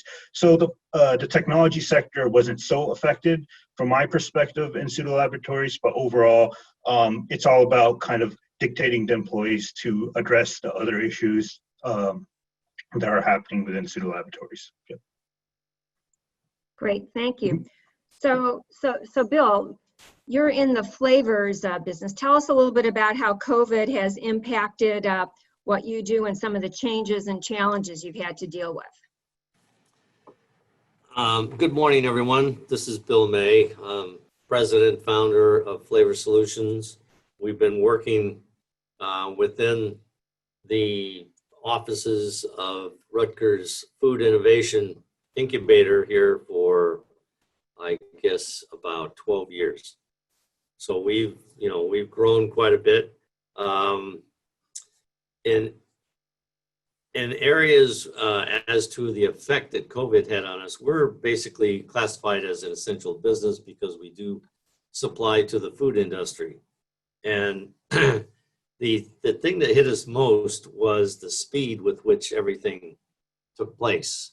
We woke up one week and, we're being told that we had a pretty serious virus going on, maybe a flu-like virus, or maybe something worse, to the next week where pretty much things were shut down. So in our business, the one thing that we have to do is supply, be able to produce and deliver our orders. For example, we do a lot of business in the fast food industry, people like Chick-fil-A, Burger King, that type of market. And, they just cannot afford to stop being able to supply products. So our first challenge really was to be able to maintain supply of our raw materials. And, for example, in our business, a typical flavor might have anywhere from 5 to 15 different components. And many of those components are sourced from all over the world. And in, the case of COVID, many of those supply issues were disrupted or basically eliminated. So we had to work pretty hard at establishing two things: being able to maintain supply where we could of raw materials. And to do that, we had to go into short-term contracts with our suppliers. We had to go into short-term contracts with our customers, making sure that we understood, just what their requirements were going to be over the next 6 to 12 months. And so that we could order our raws accordingly and manufacture. In our case, we do limited manufacturing in the incubator. Once part of our business gets to a certain level, we then move it to a contract manufacturer. So we had to go through the same exact challenges with our contract manufacturers, developing short-term contracts, developing, stability of supply, as well as manufacturing. And we were able to do that pretty well, so that we, of course, our business dipped significantly there in the first few months. But since, I would say, May, it has come back pretty strong. Of course, one of the things that helped us, because we had to maintain our staff, was being able to capitalize on the PPP loans, that type of thing, and financially maintain solvency. So we've, since then, our other challenge has been how to approach our customers from a marketing point of view, because our business is typically based on relationships. We establish relationships, we develop products, we hopefully develop the right things so that they're approved, and we go into manufacturing. But all through that process, we're constantly developing and maintaining relationships. So consequently, when we were no longer allowed to make sales calls, we had to work hard at learning how to communicate visually, but by distance. And that's been a big challenge to us. Luckily, I've had people that have been able to help out on that real well. We're still trying to accomplish that as best as we can by way of bringing on certain marketing services that can get us direct to the customers. But it's still a challenge in our business. So. Great. Well, thank you. Well, we've heard a lot about communications, and we've talked about how companies are finding it important to be able to communicate with their customers and how to be able to do that remotely. And we heard yesterday a little bit about how investors are communicating remotely with companies that they're looking to make investments in. I'd like to ask you as a CEO, as CEOs, how you have found it to be able to communicate with your workforce, with your employees, when they're now all on, many of them are on a remote basis. And so I'm going to go back to Mike and say, how have you been able to communicate with your team as you've moved forward through this situation, and what have you learned about some of the new ways of managing and working in a remote environment? So I kind of alluded to this before when I was talking. Our communications have had to be much more, use the word organized, in such a way that as before, maybe you would have a Monday morning meeting, everybody knew what they needed to talk about. They would cover everything. We'd had operations, engineering, everybody would go through and discuss. But now, because we're so separated and you don't have as much interaction on a day-to-day being co-located, one of the things that we found is that we needed to come up with a much more structured agendas. We had to find much more structured ways of following up with actions and things. I think these are all healthy things. These are things maybe we should have been doing anyway along the way.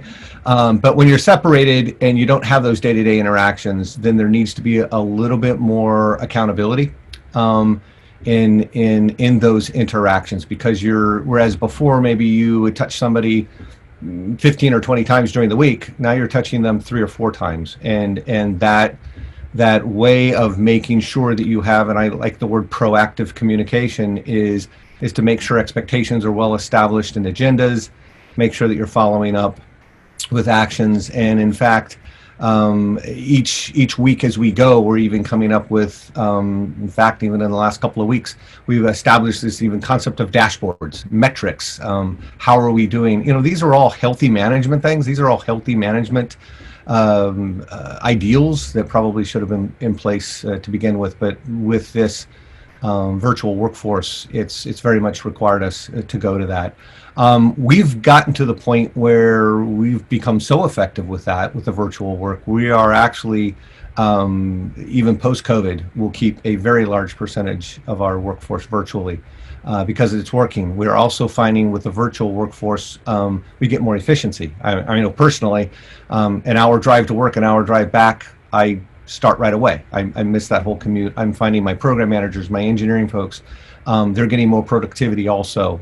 So what we're finding is there's certain things we can't do. Our labs can't do that. Some of our engineering labs where we're actually doing rapid prototyping and 3D printing and those types of things, those require more facilities. But what we're finding is that a very large percentage of our staff can actually go to that. So by establishing these management tools, establishing this new way of working, we've actually found that going forward, we'll actually end up paying a little bit less in real estate and actually move to this more virtual. That's also allowed us, and I know this was mentioned before by another person, we are now doing nationwide searches. It's always been a little bit difficult.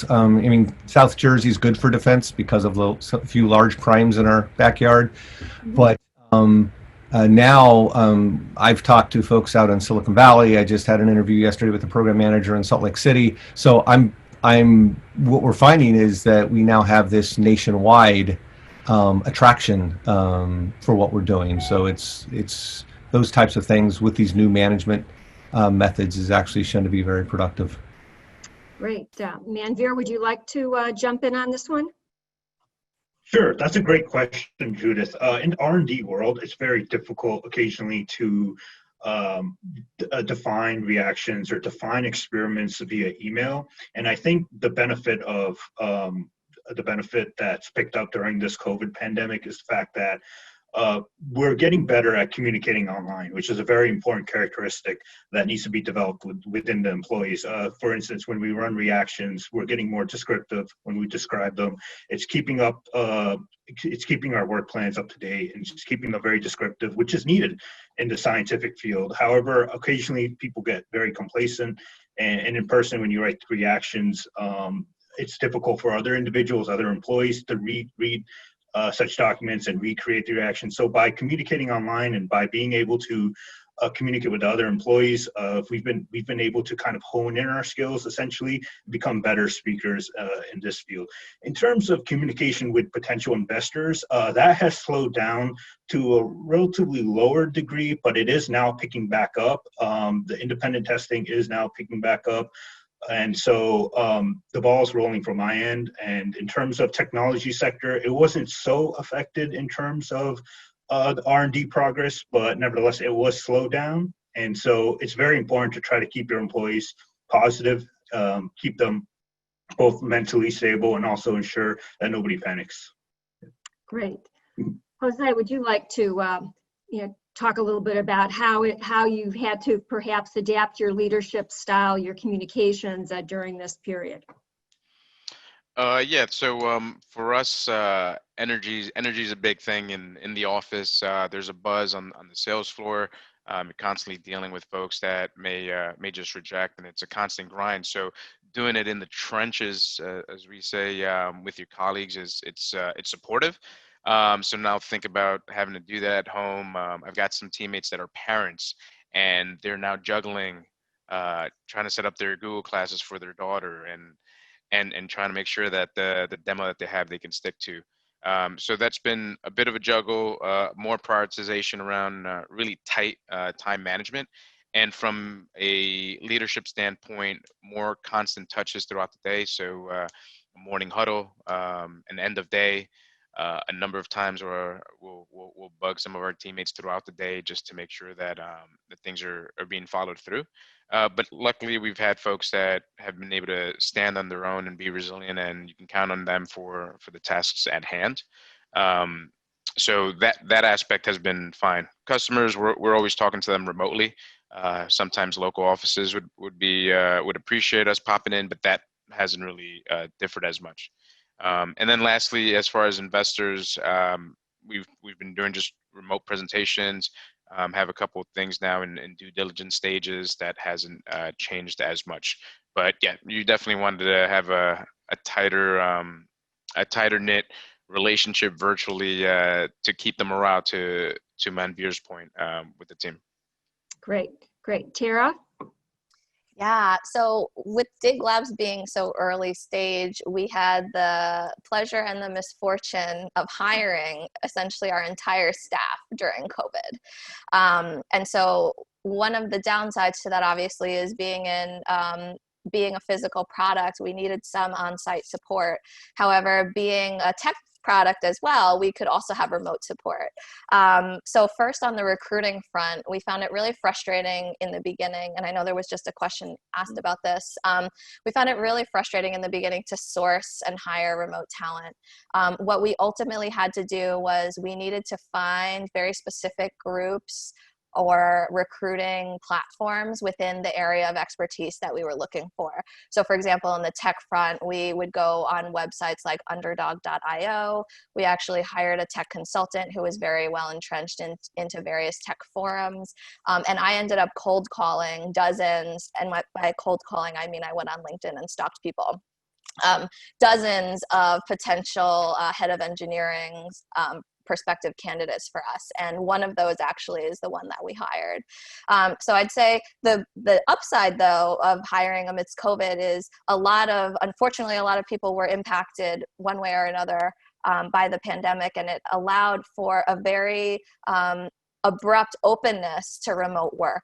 So we were able to find an amazing engineer in California who has really hit the ground running. And had we only kept our search in the tri-state area, not only would it have affected our overhead in terms of how much we could afford with our budget, but it also would have affected our ability to find someone like him. And in terms of communicating amidst COVID, we found a lot of tools like virtual whiteboard tools like Mural or Miro, for example, and also virtual backlogging tools, which are very popular in the tech world, such as Clubhouse, to really help keep us organized. At the same time, my co-founder and I really prefer a physical whiteboard for a lot of the business operations things. So we meet in person as much as possible. And then finally, on the investing side, in similar fashion, we fundraise during COVID. So I don't really, in the beginning, you know, it was nice to have in-person meetings in New York City and meet with investors. Ironically, and kind of in the same vein, a lot of our investors are remote. So a venture capital firm from San Francisco is willing to invest in us. And I think they were really open to investing in us because of COVID, because traditionally they hadn't invested in anyone before that they hadn't met. So I really think it allowed an openness to conversations that didn't exist before. And also, you know, we've benefited greatly from New Jersey-based assistance amidst the COVID period. One example is Dig Labs is a certified minority women-owned business. So that afforded our angel investors an additional New Jersey tax credit above and beyond the standard tax credit that would be given. We also benefit immensely from, I'd say, very regular conversation with the EDA. So Rose Rios, who I know is on the attendee list, she is sort of like my personal angel. She's the sector lead for life sciences at EDA, and she's just been such a champion for us in terms of finding opportunities for funding. We also have the ability to be facilitated in the Princeton Innovation Biolabs, which I know Rod talked about in the last session, and I know Judith will probably have additional thoughts and areas of probe on that. Great, great. So now I'm going to flip back to Bill and ask you, how have you had to change some of your communications during COVID, and have you hired people, and what challenges have that brought you, Bill?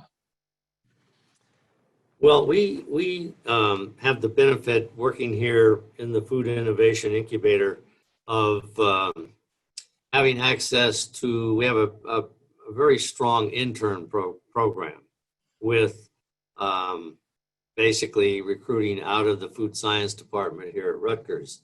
So we have a good chance to work with these people. They have a good chance to get to know us, get to determine whether or not what we do is of interest to them. And consequently, we've been able to fulfill most of our initial hiring through that program. We've got a pretty, solid management staff that's been here at least for the last 10 to 12 years. So, hiring has not been too much of an impact on us.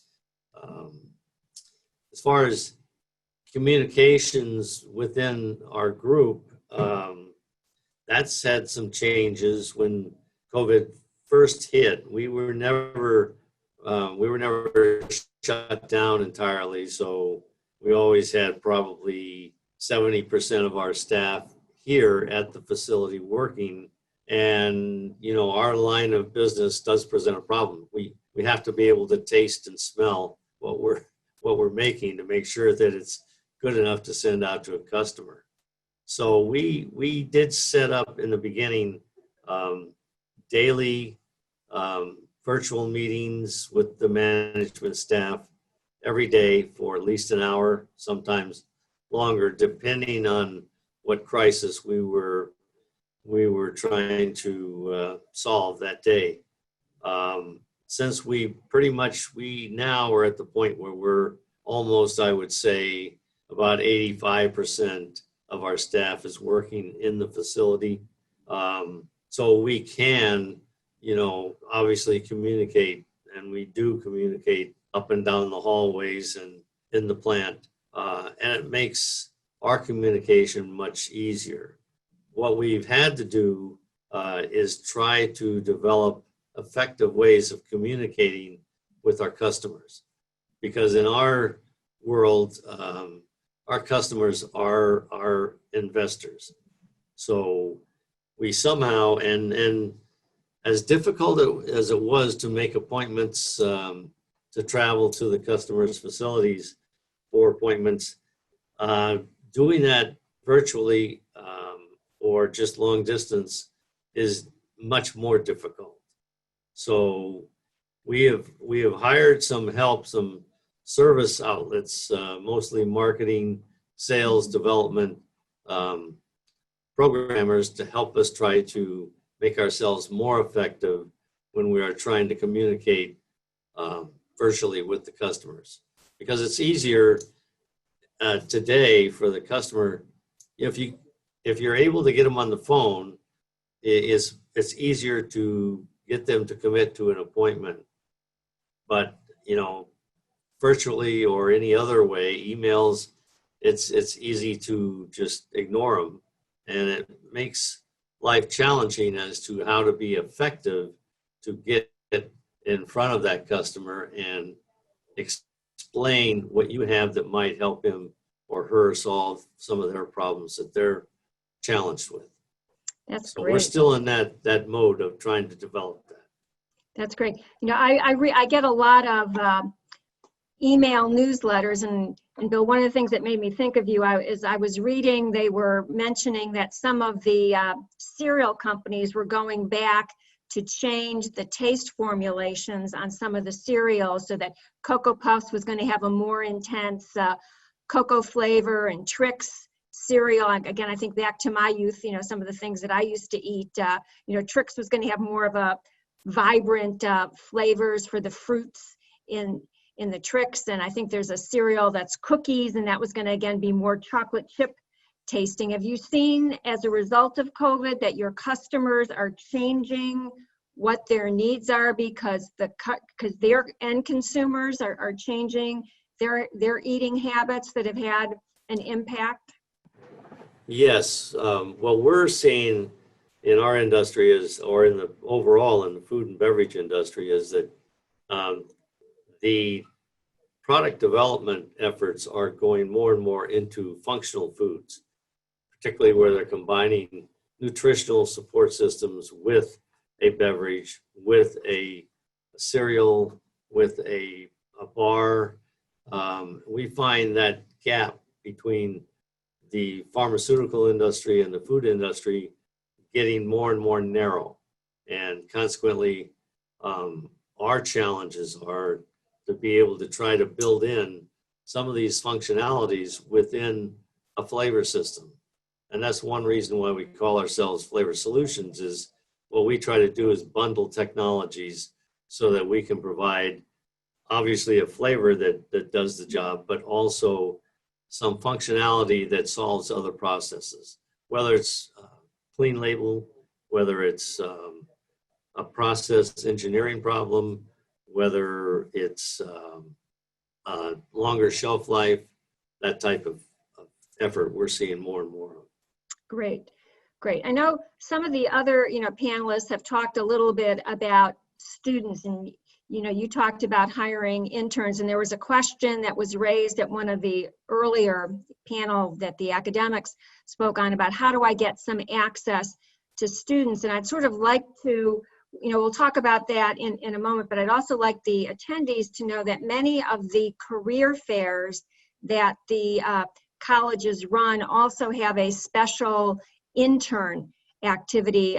Simon Nyans from VentureLink and Will Lutz, who works with him, they're having a special intern career fair where students who are looking for internships and co-op opportunities with companies can participate. So again, I would encourage companies who are looking to be able to potentially hire students on these internship bases to work through the career development centers at the universities.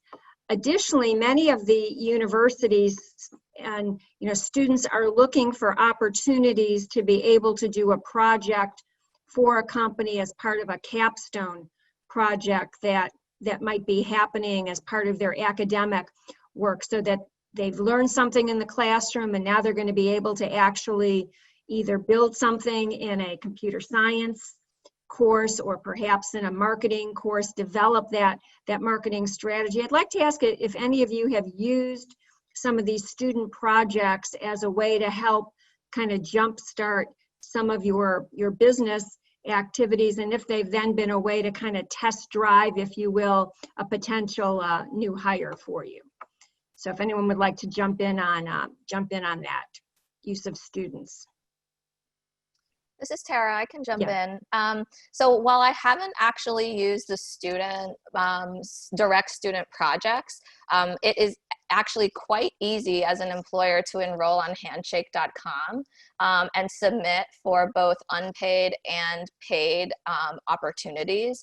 And we've had immense success sourcing student interns, both paid and unpaid, across various departments. So social media, computer vision, data science, and again, some were paid and some were unpaid. Additionally, we have, through the Princeton Innovation Biolabs, we have line into Princeton University, where I've spoken at length with the Career Center there in terms of what their opportunities are for students. And then finally, there's actually a Department of Labor subsidy for interns that are occupied for life sciences and technology. I believe it's up to $3,000 and up to 50% matching for their salary. So that's a program that we are looking into for our interns that are upcoming. And then the final thing I'll say is there's also co-op programs, which allow students to work full-time or part-time while they're currently enrolled in a field of study. And I found students that were interested in that program. So while we haven't pulled the trigger on them, I do think that there is a lot of opportunity for students. And I would say finding students has been the easiest part of recruiting for us. Great, great. And really, as Tara was mentioning, the New Jersey Department of Labor has a number of programs that can be used to help assist companies. Sometimes you might think, oh, these programs are maybe targeted towards larger companies, but they are also programs that can be used by smaller startup companies. And I know there was also a question that someone had asked at one of the earlier panels about engaging with local organizations, local economic development organizations. So sometimes a local workforce investment board and One Stop will also be able to help you make some of the connections out to individuals within the community who might be looking for employment opportunities. I'd like to now also ask people a little bit about maintaining the leadership and the culture of your companies.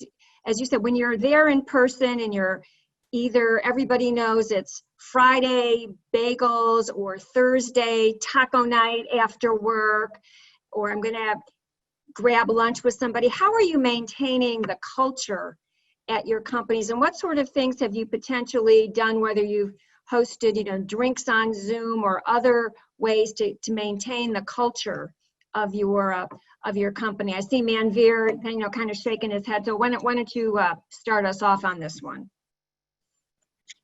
That's a great question, Judith. So running a company, it's difficult to try to keep a very positive impact with the employees that are involved. I know that mental health is a very big thing right now in the midst of the COVID pandemic. So regarding what's happening in your employee's household, that's not really your business. But at the workplace, it's very important to kind of function and communicate very vividly and in a very positive manner. So for instance, I know that one of my employees was going through some sort of financial difficulties during this time. And so at work, we would kind of cheer him up. We would try to offer him some sort of financial assistance and also ensure that his well-being at home was taken care of, because when you have happy and healthy employees, you have good productivity at work. And we've noticed that at CSIT Laboratories. And so we work as kind of a team, even though many of the individuals involved are feeling the effects of the COVID pandemic. We do come together as somewhat of a family structure at work. And so this really good sense of communication and friendship amongst the employees really promotes a really healthy atmosphere at CSIT Laboratories. And so more individuals wake up every morning, they're excited to actually come to work. And, that old school meaning of work where people just go there to get paid. No, it's not like that. CSIT Laboratories, it's a startup culture. People are very excited to be changing the world of energy storage. And so even though the COVID pandemic has shaken everyone's life, I think it's very important to keep that positive mental outlook. Initially, when the COVID outbreak occurred in March and April, we were not having, we only had 50% of the employees at Pseudo Laboratories. Now we are at 100%, and we do go for walks, and we do some sports activities together every once in a while, just to kind of keep that type of team spirit up. And so that's a very important factor to make sure that as our company expands, we do keep that healthy type of focus up to ensure that we can all come together and change the world. Great, great. Jose, would you like to augment a little bit about what Manveer said and what you've done in terms of, you know, creating the culture, maintaining that within the company as you've made some pivots? Absolutely. And if I may, I just wanted to latch on to just the previous question or discussion around the interns. I'm at NJIT. I'm an alum from NJIT. When I was a senior year, I was in a capstone program helping other startups build their businesses. For me, this was very serendipitous to be able to come back home. And now at VentureLink, you have other startups. We've been able to share resources, help some of the guys that are building some other unique technologies with sales and biz dev. They've shared technical resources, and we have a number of interns that are working for us just from being in the space. So I just wanted to touch on that. That's been big here for us here.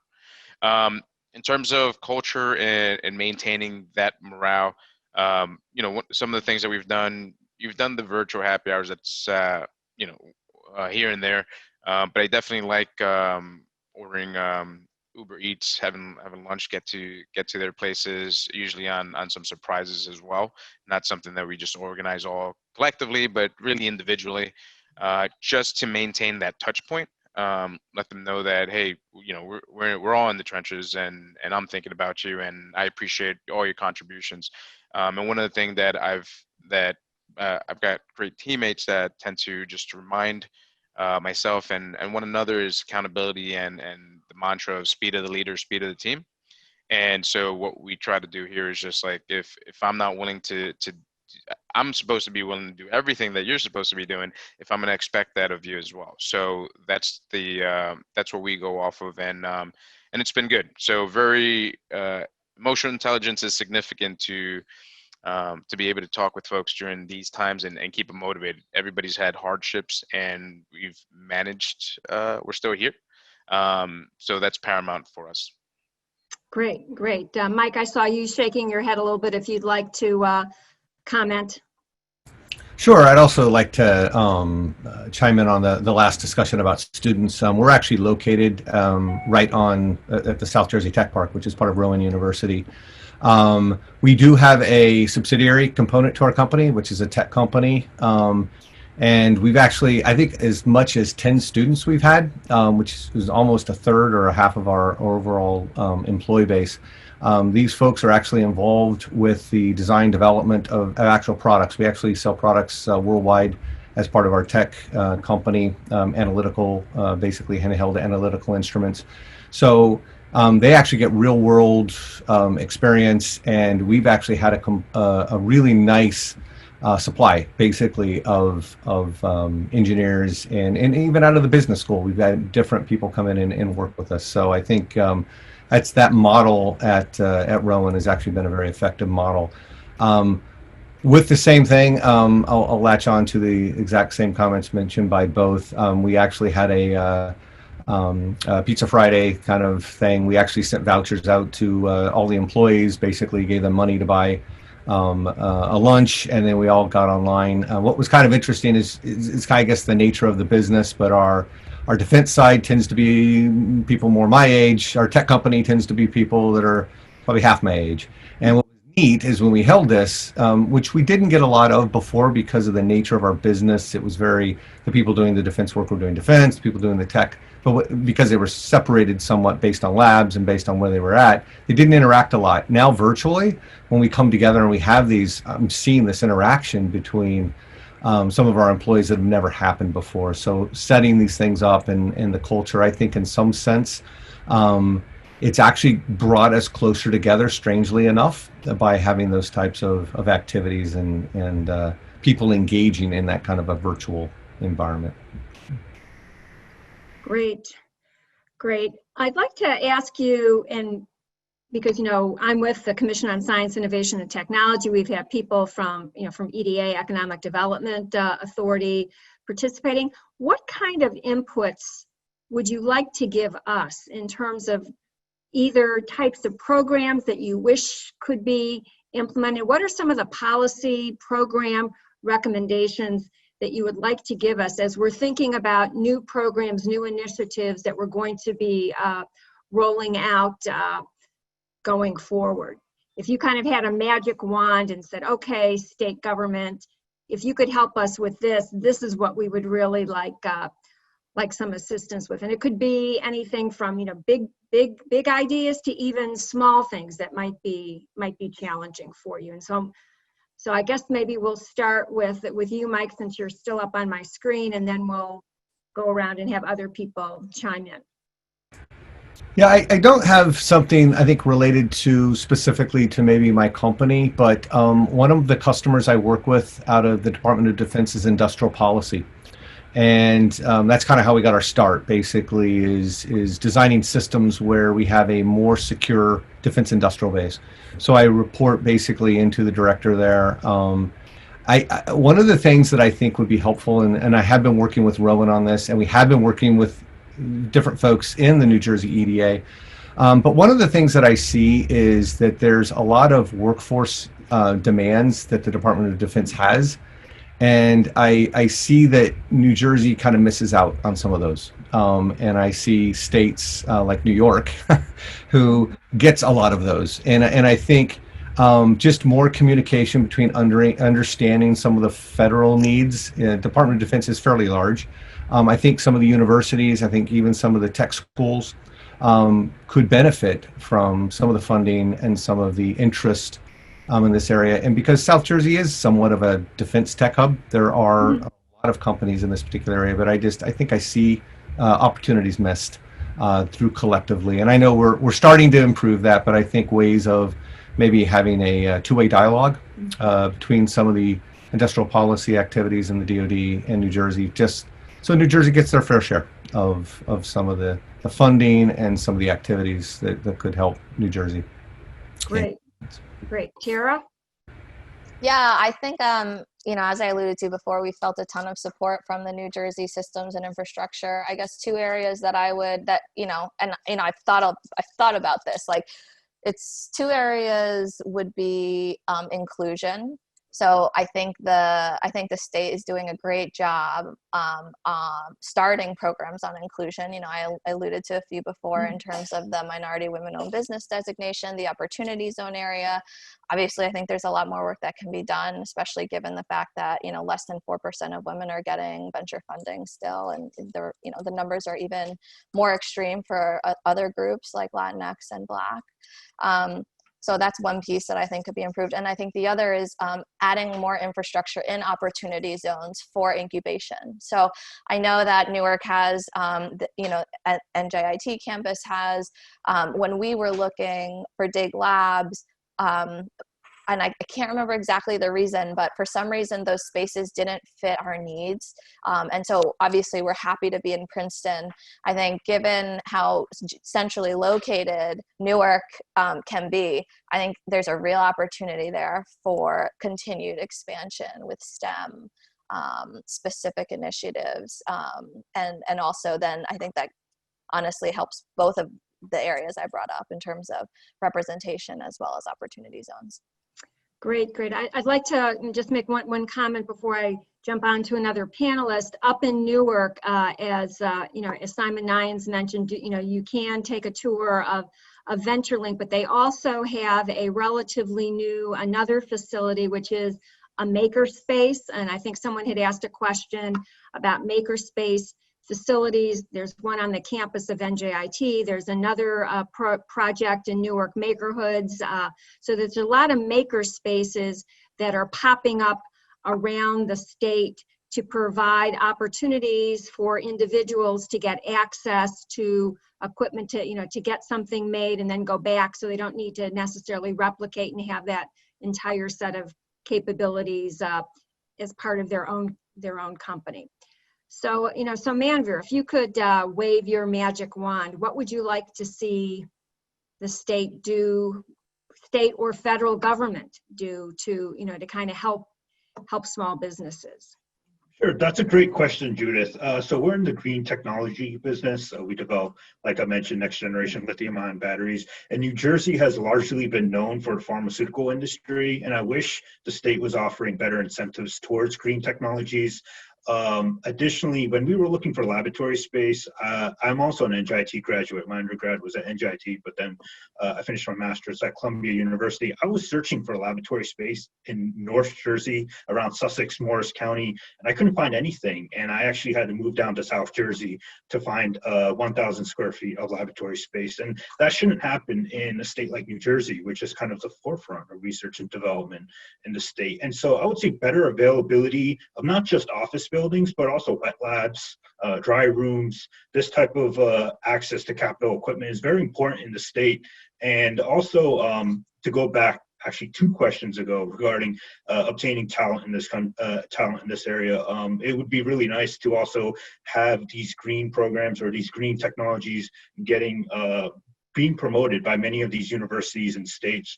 So for instance, in the United States, the green technologies, the lithium-ion battery research is either in the Boston, New England area, or it's in California, but there's no excuse for New Jersey not to be one of the forefront leaders. So in short, more incentives for green technology businesses, and secondly, better access to laboratory space in the state of New Jersey.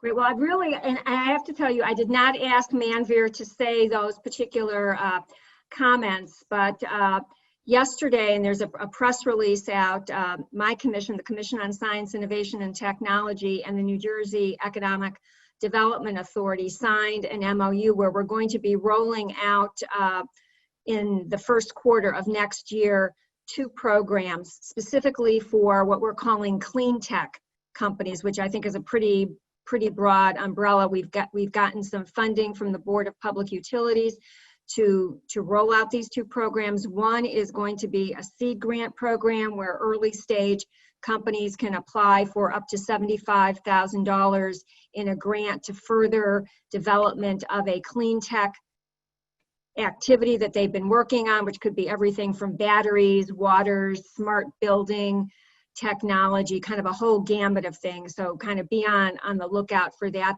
That MOU was just signed yesterday.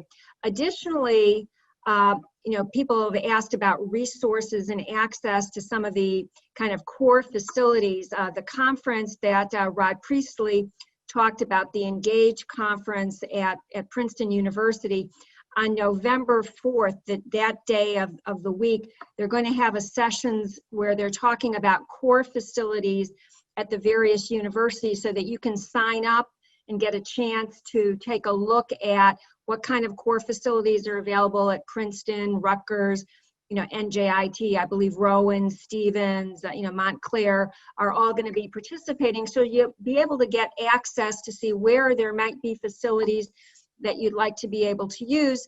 And then additionally, if your business is in the clean tech space, again, through this MOU that we signed yesterday, we're going to look to create a voucher program to be able to let small businesses get a voucher to be able to get access to some of these equipment at universities and other places, so that maybe and we haven't figured out the details yet, so that you'll be able to get some sort of a discount on the price of what it would normally cost to be able to access those equipment. So again, I didn't set them up, but it was a great opportunity to be able to answer that.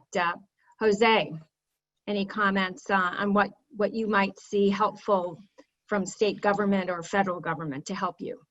Yeah, this is a great question, and one that's near and dear to my heart. I believe in February, NJEDA introduced the RFI to potentially introduce diversity seed funding for Black and Latinx.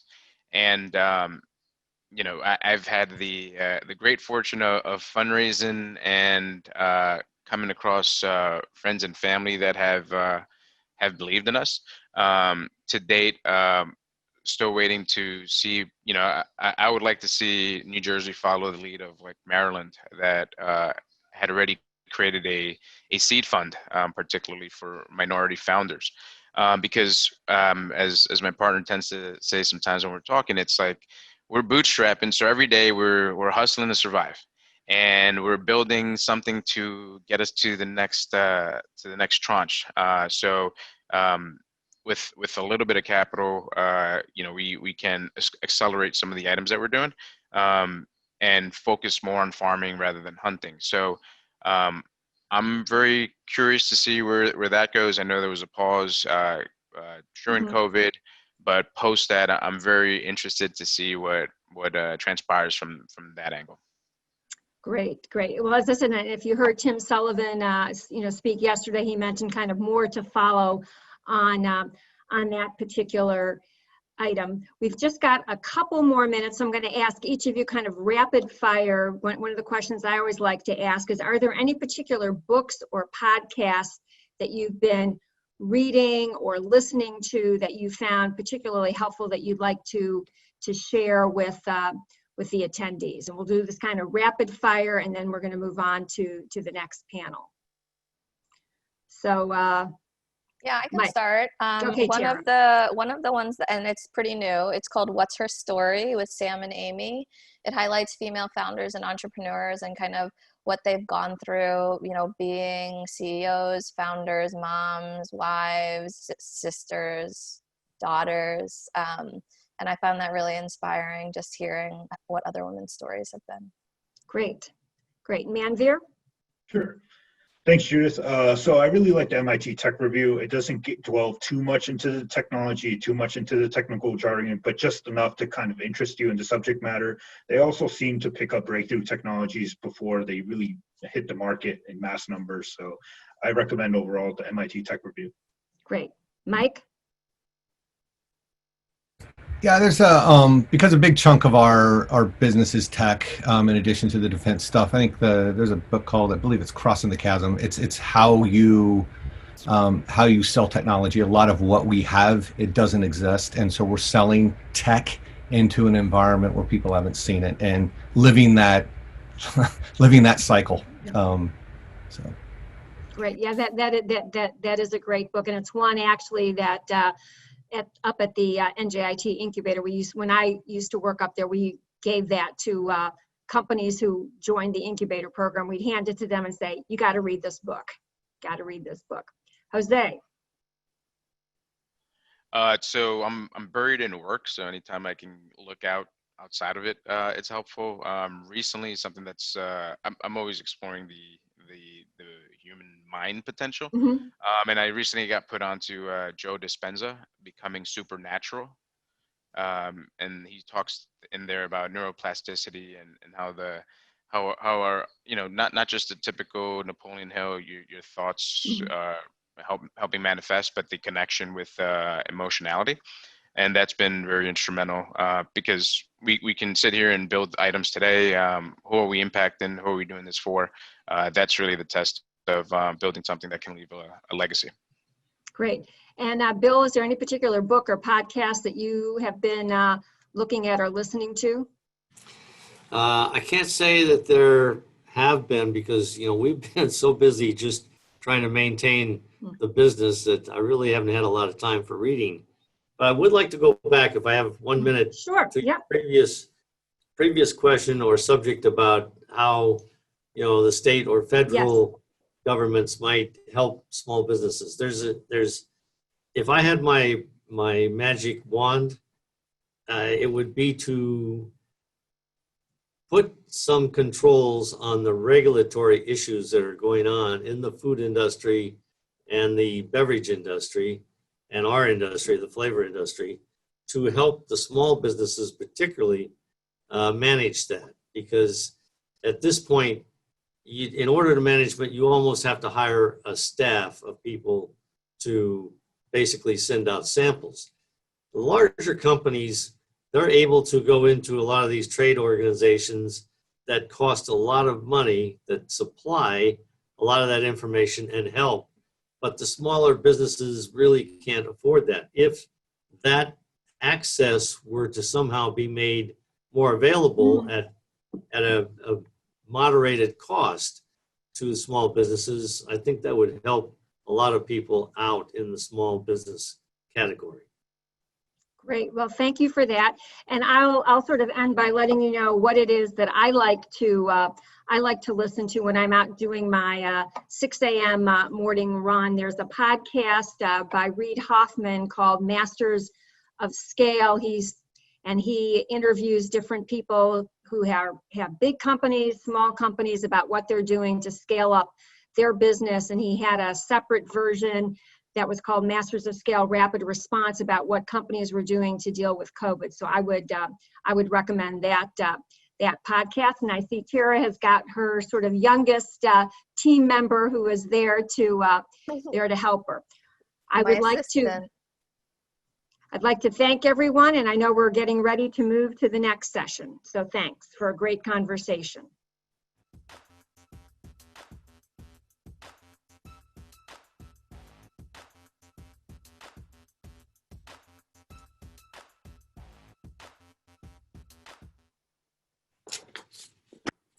Hello, everyone.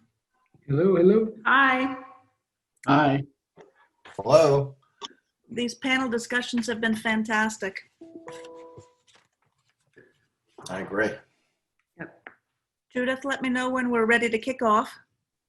You are ready to go, Anne Marie. All right, super. Thanks. So welcome, everybody, to our next panel conversation, which is about angel funding.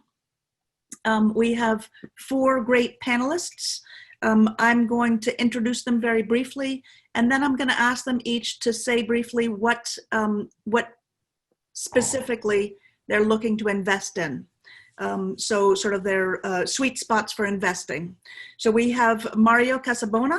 I've seen Mario posting in the chat, so I know that he's been here the whole time, and yesterday as well. Thank you for being so active in New Jersey. Mario is the founder and CEO of Tech Launch, and he's also the founder and CEO or managing director of Casabona Ventures. We have Gina Tedesco. Gina is the managing director of Golden Seeds, and I hope that everybody knows that Golden Seeds now is active in New Jersey. And Gina is leading that up, and they do lots of things to support women founders, including things like office hours. I'm sure Gina will talk a bit more about that. Lanier Richardson. Lanier, hi, is the executive director of the Center for Urban Entrepreneurship and Economic Development. That's at Rutgers. And he's also the head of the Black and Brown Angel Fund. I think you started that Angel Fund, if I'm correct. Right. And last, certainly not least, we have Stephen Dyer. Stephen is the chairman of Jumpstart New Jersey Angel Group, which is a network of angels throughout New Jersey. Let me start, I guess, in the same direction as I introduced you a little bit. Mario, why don't you talk a little bit about what you look to invest in as an angel? Sure. So I'm assuming it's areas of interest, for instance. Perfect. Great. Okay. So areas of interest is really sensors, devices, med tech, for instance, digital health, overall Internet of Things, if you would, where we're talking about some hardware, some software, and then obviously the cloud and the internet, if you would. And that's my focus. Now I'm also opportunistic. Which means that if I become aware of a great opportunity, a great team, a great technology, I'll veer off from where my focus is. The check sizes, maybe I'm going into this, but the check sizes is probably between about $25,000 and about $100,000, and I want to make sure that I have dry powder so I can go in for a follow-on investment. Great. Gina, do you want to talk about Golden Seeds? Yes, I would love to talk about Golden Seeds. So thank you for having me. I'm thrilled to be here. Golden Seeds is a national organization. We have over 300 investors in our network, and we have a fund that sits alongside. And our thesis is that we believe that women founders, teams with women founders make better investments. It's not only the right thing to do, but the smart thing to do. We invest in 3 areas, B2B, so business to business technologies in all different areas. So SaaS technologies in both logistics, digital health, healthcare tech, agri-tech, that type of thing. We also invest in B2C. We do invest in consumer products. Our investment criteria is a little bit different for each of the areas. So we might have a little bit higher bar in terms of revenue requirements when we invest in consumer products, but we do a lot of consumer products. And of course, a big area for us, especially now during COVID, is healthcare. So we look at innovations in healthcare tech, medical devices, as well as some therapeutics, although we do concentrate more on the technology side. We are seeing lots of trends where consumer and science come together in personalized medicine, which we could talk about later. My thesis is, I'm an angel, I'm a member of the group. I do lead the Golden Seeds chapter here in New Jersey.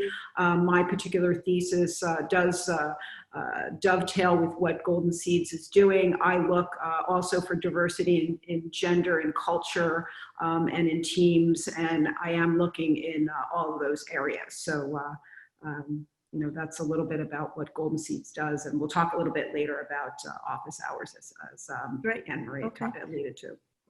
Lanier, talk a little bit about both the center as well as the Black and Brown Angel Fund, please. Great. So the Center for Urban Entrepreneurship and Economic Development at Rutgers is in its 11th year. I'm very proud of the fact that over that time, we've helped about 400 entrepreneurs, 70% are entrepreneurs of color, 60% plus are women. The metric I often sort of point to is we now have over 40%, 167 entrepreneurs that are generating more than $1 million a year revenue. Some at 10 million and some, at 1 million, 0.01, right? That metric for us is just a threshold. It's the first time people can really fully establish they have some customer validation, they have a product or a service that, that is being proven. They, can really talk to banks and or investors about scaling. So we focus on that a lot. We have a host of programs. About really 6 months ago now, we launched the Black and Latino Angel Investment Fund of New Jersey. Literally, it was a group of committed individuals who committed their own capital. My wife and I committed $50,000 of our capital along with 9 other individuals, 1 or 2 Rutgers grads, but normal, sort of folks that you'll see in real estate or other entrepreneurs, really with the focus of being able to see opportunities in people and in places that other people might overlook or undervalue. And our focus is trying to identify growth companies, and we use that quote unquote growth companies owned by people of color. Largely the focus is technology. We've seen healthcare, we've seen some devices, we're evaluating some software opportunities as well. But we didn't necessarily restrict ourselves to seeing that. The goal was companies that have a founder of color on the team and a growth oriented company really focused on, we talk about next economy growth, that we would invest the first $50,000. The way, finally, I always talk about this is we're trying to institutionalize the friends and family round. When I started my company in my 20s, everyone told me, you got to go to your friends and family. Go to your friends and family. There's a friends and family round. I went around to my friends and family, and I got a round of applause. It wasn't because they weren't supportive. They didn't really have, they couldn't borrow the $10,000 from their 401k, even if they could get a 20% return. And so this is folks who had some accomplishment, who are entrepreneurs, who have a business acumen, that have agreed to put their own capital at risk alongside of my own to try to invest in companies. We hope to grow. We started with 10 investors, which means we have $500,000, but we'd like to have 30 investors or 50 investors, and we'll find opportunities with, and we fully expect to get a return on our investment. And by growth companies, do you mean they're in a growth stage? Or do you mean that they're scalable growth? Scalable. I mean, I think, again, if you think about sort of that early stage, it is what we found, we started our fund, people were saying, you know, I want to get into New Venture Partners, or I want to get into 500 startups. And, you know, I've been through capacity building programs and training programs that we actually run at Rutgers, but it was that early stage capital. And so we're, you know, the thought is we'll see some of those entrepreneurs, we'll co-invest alongside of people, you know, other angel investors on this call, and, you know, be able to find and help scale companies that are led by diverse founders. Great. And Stephen. Hi, thank you, Emery. I am the chairperson of Jumpstart. Jumpstart's been around about 15 years. And as Emery said, we are a network of individuals. We invest together, but we all invest as individuals. And the Jumpstart model is technology-based companies. So we will look at technology-based companies, and while we, in theory, would invest anywhere, we primarily invest in between Boston and Washington. We have currently about 25 members. The typical investment is $25,000 to $50,000 per person, and each individual decides if they want to invest in a specific deal or not. So if you don't like a specific company for whatever reason, that's fine, and you do not invest. But we all buy the same securities, or we will all. Some may have more, some have less. Investments can go. Some people put 10,000 in a certain company. Some put way over 50,000. So it's each company stands by itself. Common denominator is technology. Great. I wanted to ask a little bit about how your investment outlook has changed since the quarantine from COVID has started. So how are you thinking differently? How are you investing differently?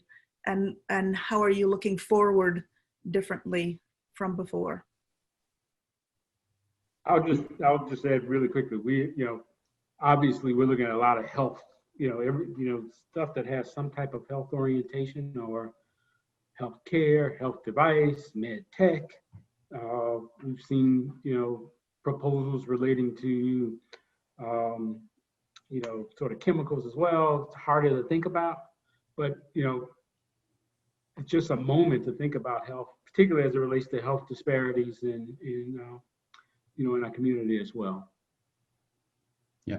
Yeah, we're so I'll jump in. We're seeing those same trends, Lanier. We're seeing a lot of healthcare, a lot of digital health, and I alluded to before, a lot of crossover between personalized medicine and so consumer health, where consumers are becoming more aware. You know, it's merging kind of the personal health, digital tracking, people are home, you know, fitness, that type of thing with the science. And so people are starting to kind of track their own vital signs, or, you know, blood sugar, or, you know, even, you know, exercise type things that can make them feel better. So I think that healthcare is definitely going to be ripe for innovation. And we're just seeing a lot of those kinds of companies during this time. And then, you know, the other thing is we're seeing a lot of education technologies as well. I mean, obviously we're all online, Zoom. You know, I kind of think back of innovation really kind of thrives in this disruptive environment that we're in. I think about it as, you know, 2008, 2009, where a lot of the social media companies were founded because of, you know, the downturn, and people thought of different things. So I kind of think of this as another cycle in the outlook. So we're just in another cycle. So from an investor point of view, it actually is a very exciting time to invest. Yeah, and I'll chime in as well. So the first couple of months, I would say January, February, including some of March, things were relatively unknown, you know, lockdown, and it was very difficult to have face-to-face meetings. So there was an adjustment period. But after that, once I personally got adjusted with Zoom and all of video meetings, which I originally opposed, but now have totally embraced, as Gina can tell you. I think my investment strategy, philosophy, is really back to pre-COVID, to be honest. It is a little bit more difficult. Obviously, you know, we like the face-to-face involvement and see how individuals' body language and all that. But you know what? The virtual meetings have really filled in that gap considerably. I'm still investing.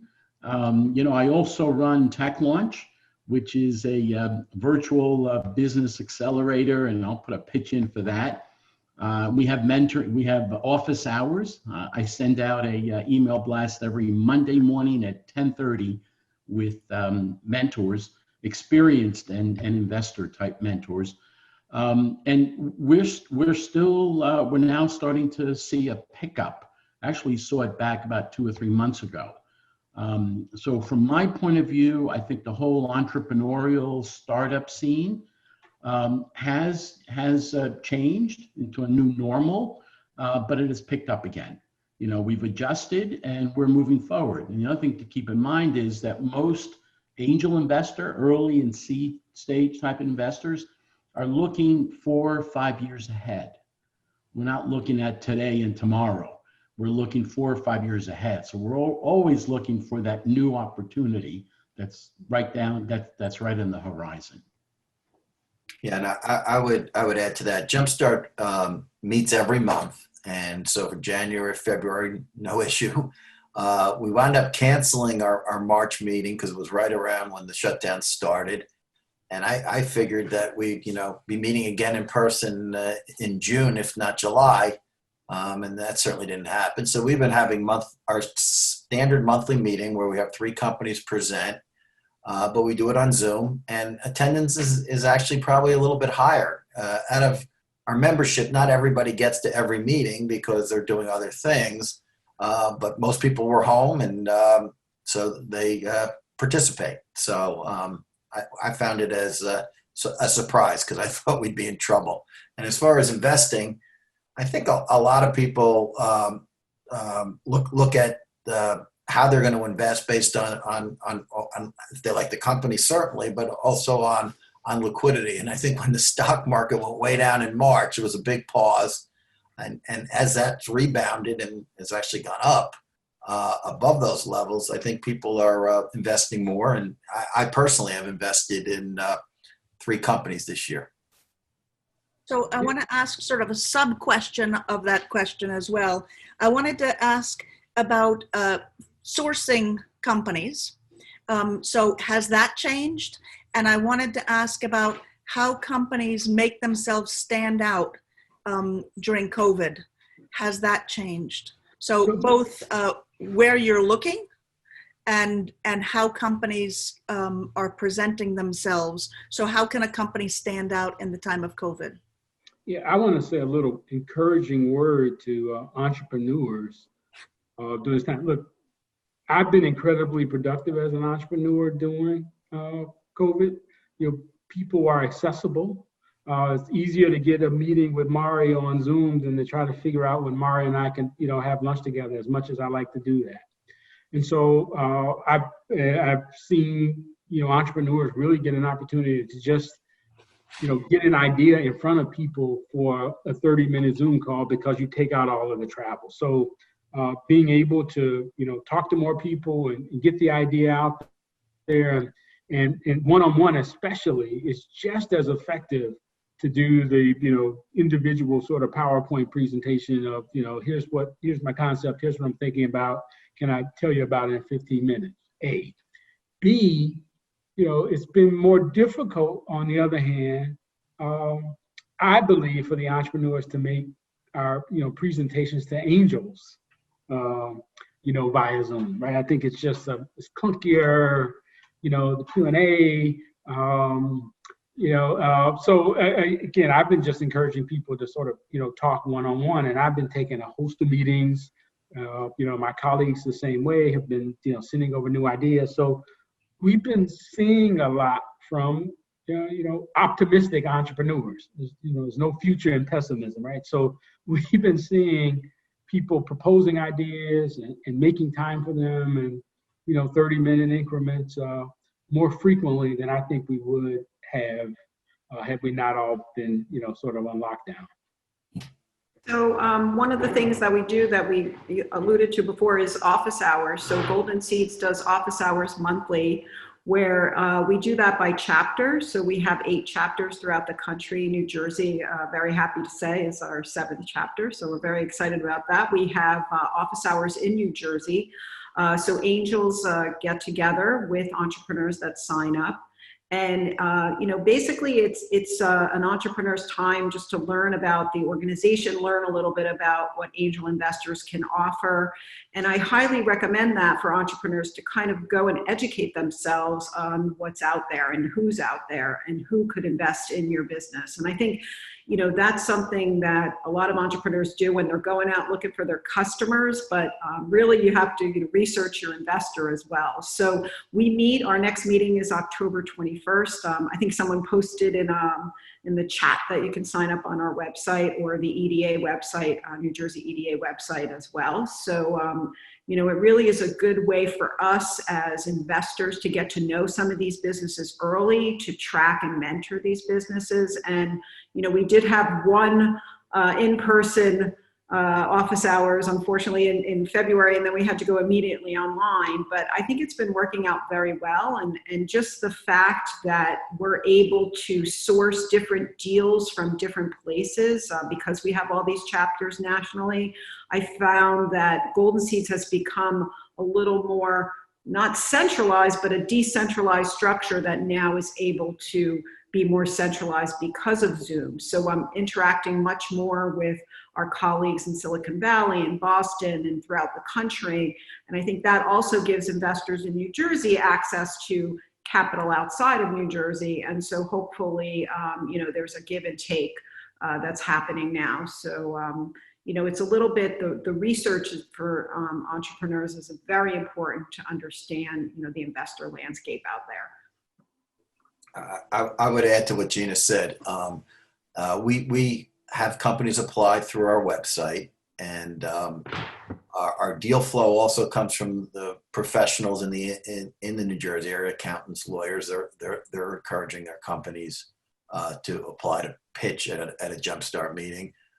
Mario mentioned Tech Launch earlier. We have an agreement with Tech Launch that any of the quote unquote winners is any company that wins at his meeting would get a slot at a future Jumpstart meeting. So that becomes somewhat of a feeder for us, and he's spending the time mentoring him. And to Gina's point, in theory, we have better presentations because the entrepreneur understands what we're looking for.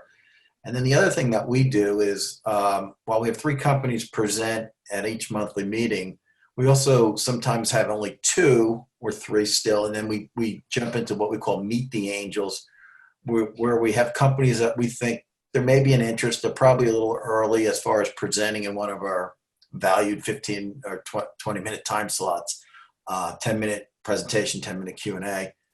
So we get to see, and that becomes somewhat of a feeder for future presentations. Great. Can I address that, Anne Marie? Please do. Okay. So how does an entrepreneur really get to how do they get my attention? How do they get to the top of my list? And I think both Gina and Lanier and Steve, referrals. Okay. If I get what I'll call a cold call, I don't know who they are. I'm not sure. So they sort of go to the bottom of the pile. But if I get a referral from an attorney, an accountant, the professionals, or another angel investor, that goes automatically to the top, and that gets my attention. Okay. And then also, because I do co-invest with Jumpstart, I get deal flow through that. Then the other way I get deal flow is through Tech Launch, right? Because we provide the mentoring and some of the activity that an entrepreneur needs. So that's another way of personally, and that's how we get to Jumpstart as well, get the deal flow. We get some emerging technology companies that need a little bit of help. We vet them, we tune them up a little bit, and then we have them present that bullpen. And as Steve put in the plug, thank you. tech launch, and bullpen. So there's actually a sort of a process. So you already talked, a few of you already talked about industry sectors that you're seeing getting some benefit, a silver lining from the pandemic. I heard ed tech, I heard some consumer healthcare blended opportunities. I didn't hear this time, but we also talked about mental health opportunities that we've been seeing more prominently. But I also wanted to ask you a little bit about pivoting. So companies who have pivoted and what allows them to pivot successfully, and what you have seen that you've sort of admired in the founders in taking that opportunity to pivot. So we're talking about pivoting. Company, I think in Chester, they were doing parking. It was an app. I apologize, I forget the name, but they were doing basically parking. They identified empty parking spots, and using their app, you were able to get in there. Okay. What they did is, because that business went completely off the rails, it went dead. And what they did is they pivoted into delivering meals. Okay. So they kept going. They kept their company going by taking, I would take the transportation, if you would.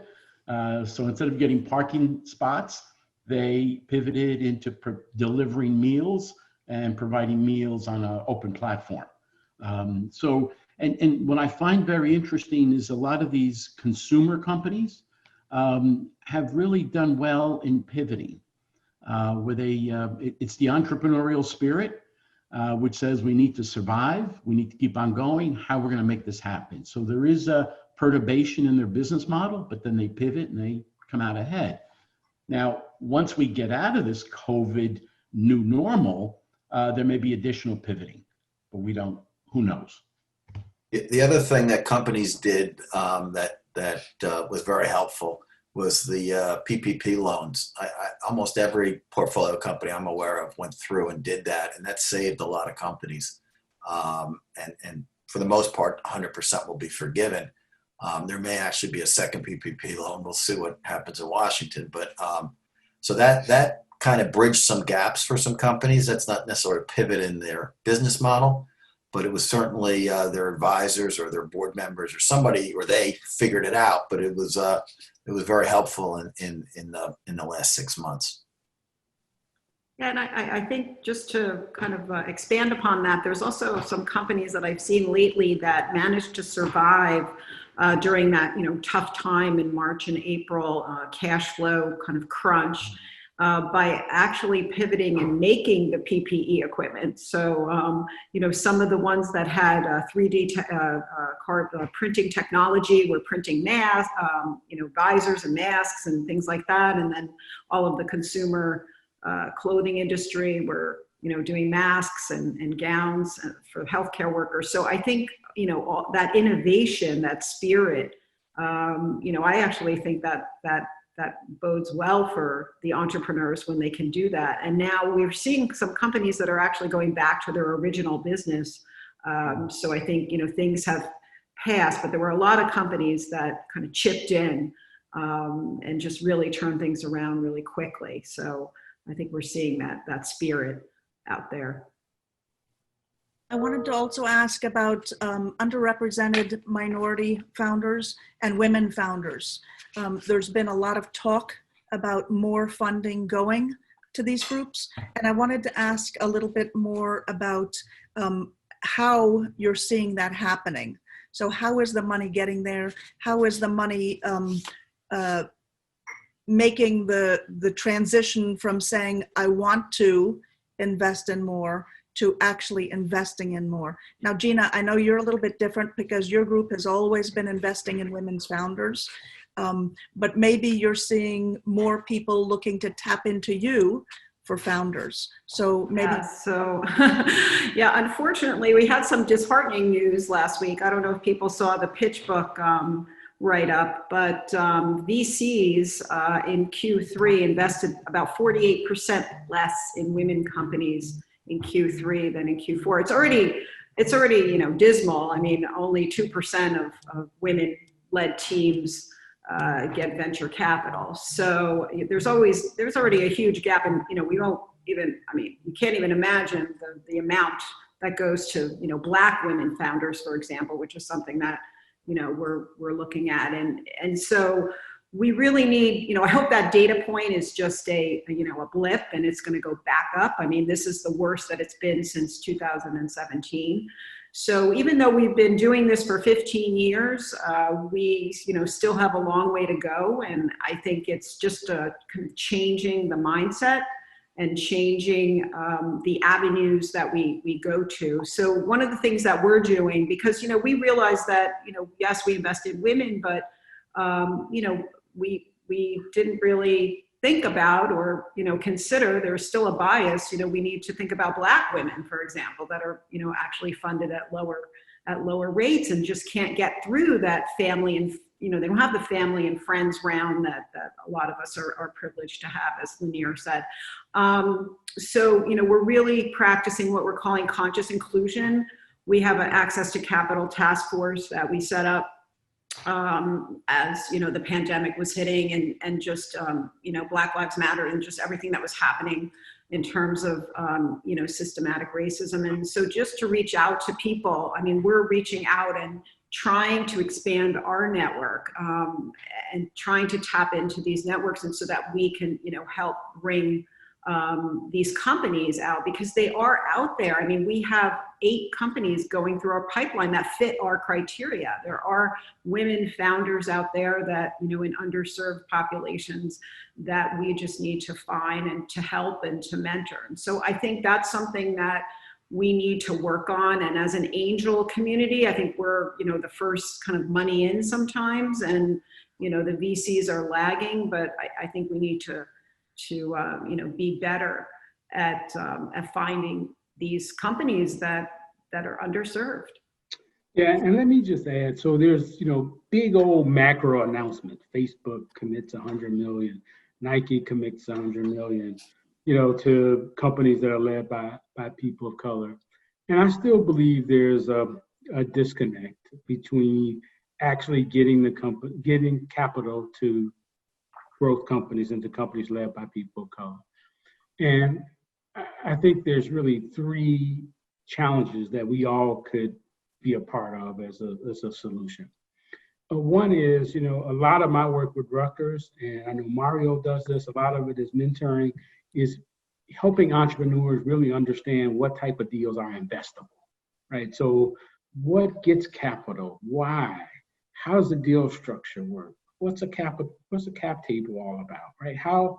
What's a reasonable exit, sort of expectation, right? Those, connecting to the dots on what a deal is and why it makes sense and why should the angels get that much. I usually have, very, in some instances, rudimentary, but shoulder to shoulder, heart to heart type of conversation with entrepreneurs, like, this is how this game works. So we can all do more of that education, sort of base level sort of conversations. 2, for this work to happen, it takes intentionality. It's easy to dismiss. The reason why we formed our fund is people were saying, nobody spent the extra 5 minutes with me, right? It was like, no, it doesn't work.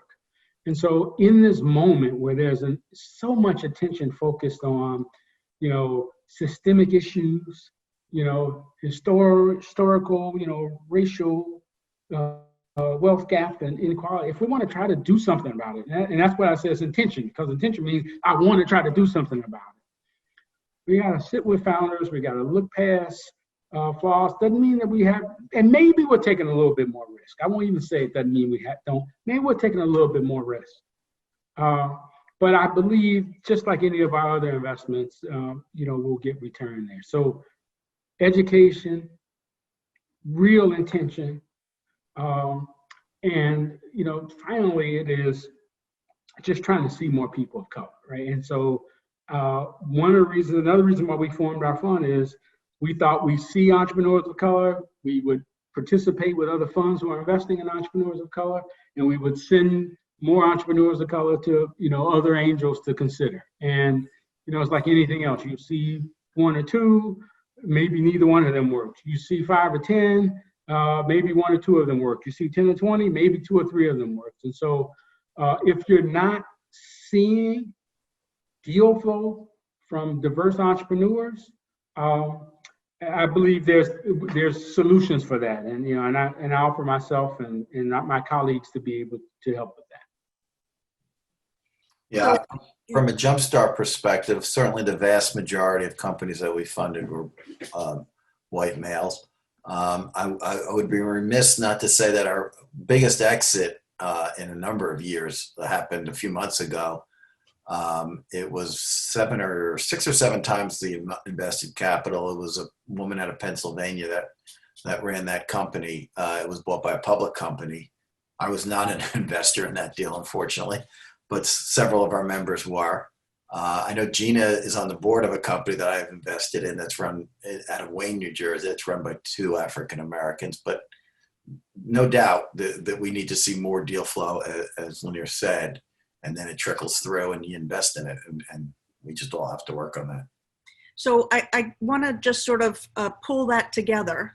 So to see more deal flow, I think I'm hearing you saying that founders, underrepresented founders, and any founder should be coming through some of your educational programs. So Mario, I know you do office hours. Gina, I know that you guys do office hours. Lanier, you guys have programming through the entrepreneurship at Rutgers. Yeah. And Stephen, you guys have the Meet the Angels, which is an early sort of education. And as Mario, I think, pointed out a few minutes ago, I think the other thing that's very important is the source of a deal, right? So with Jumpstart, if one of our members is interested in a particular deal, and not that they're committed to investing, but A, they like it, and B, they may invest in it, that certainly gets to come to a Meet the Angel meeting, and depending on the interest and what we think as far as members potential investing in it, that would get a slot at one of our meetings. So to Mario's earlier point, I'd emphasize it's not a cold call into somebody, but it's working a network and getting the somebody to support you. And that network is so much easier if you come from privilege than if you don't necessarily come from privilege. But the programming that is available through some of the angel groups is open to everybody. So anybody can sign up for hours, office hours. And once you start getting into the office hours and having conversation, then that networking starts to happen and that support starts to happen. I think that's what I'm hearing. Is that right? Yeah. And if they win at Tech Launch, they would have a slot at the next Jumpstart meeting. So yeah, it all kind of process. Okay, great. I want to flip the conversation from investing. Anne-Marie, may I? Please. I want to, if I can just say a few things about inclusion and diversity. So a few months ago when the Black Lives Matter movement happened,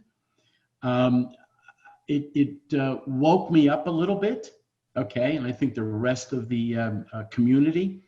And one of the things I found out is that I was waiting for deal flow to come through the pipeline, and I realized, hey, wait a minute, there's not that many Black and Latino entrepreneurs coming through the pipeline. What's going on? And I literally went out and started talking to like Lanier and Jill Johnson and some other people, even in Harlem. And what I realized is that there is a community out there.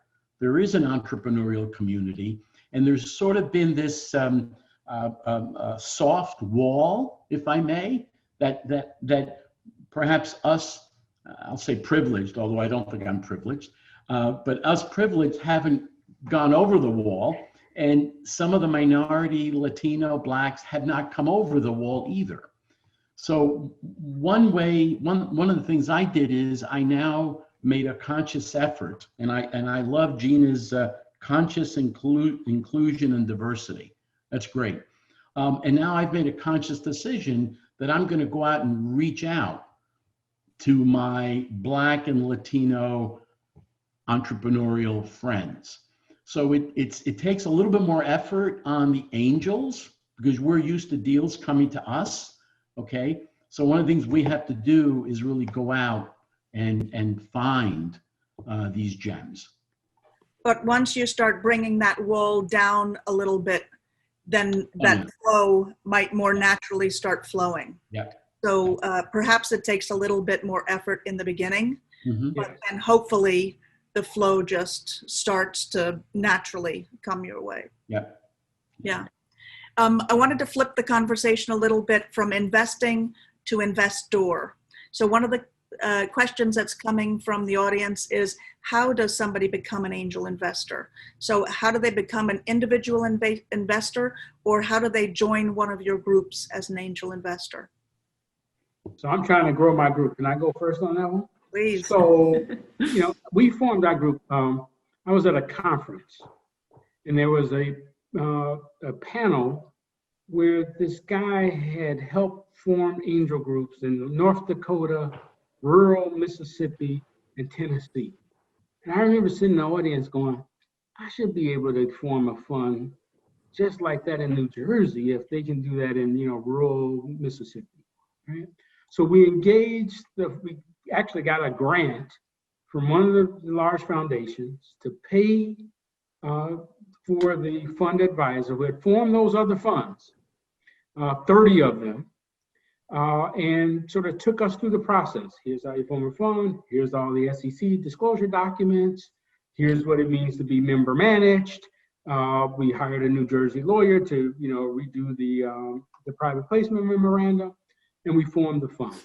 Our fund is really about access, sort of education, camaraderie, and return. So access is, we made it simple. It's a $5,000 check, and it's a $50,000 total commitment.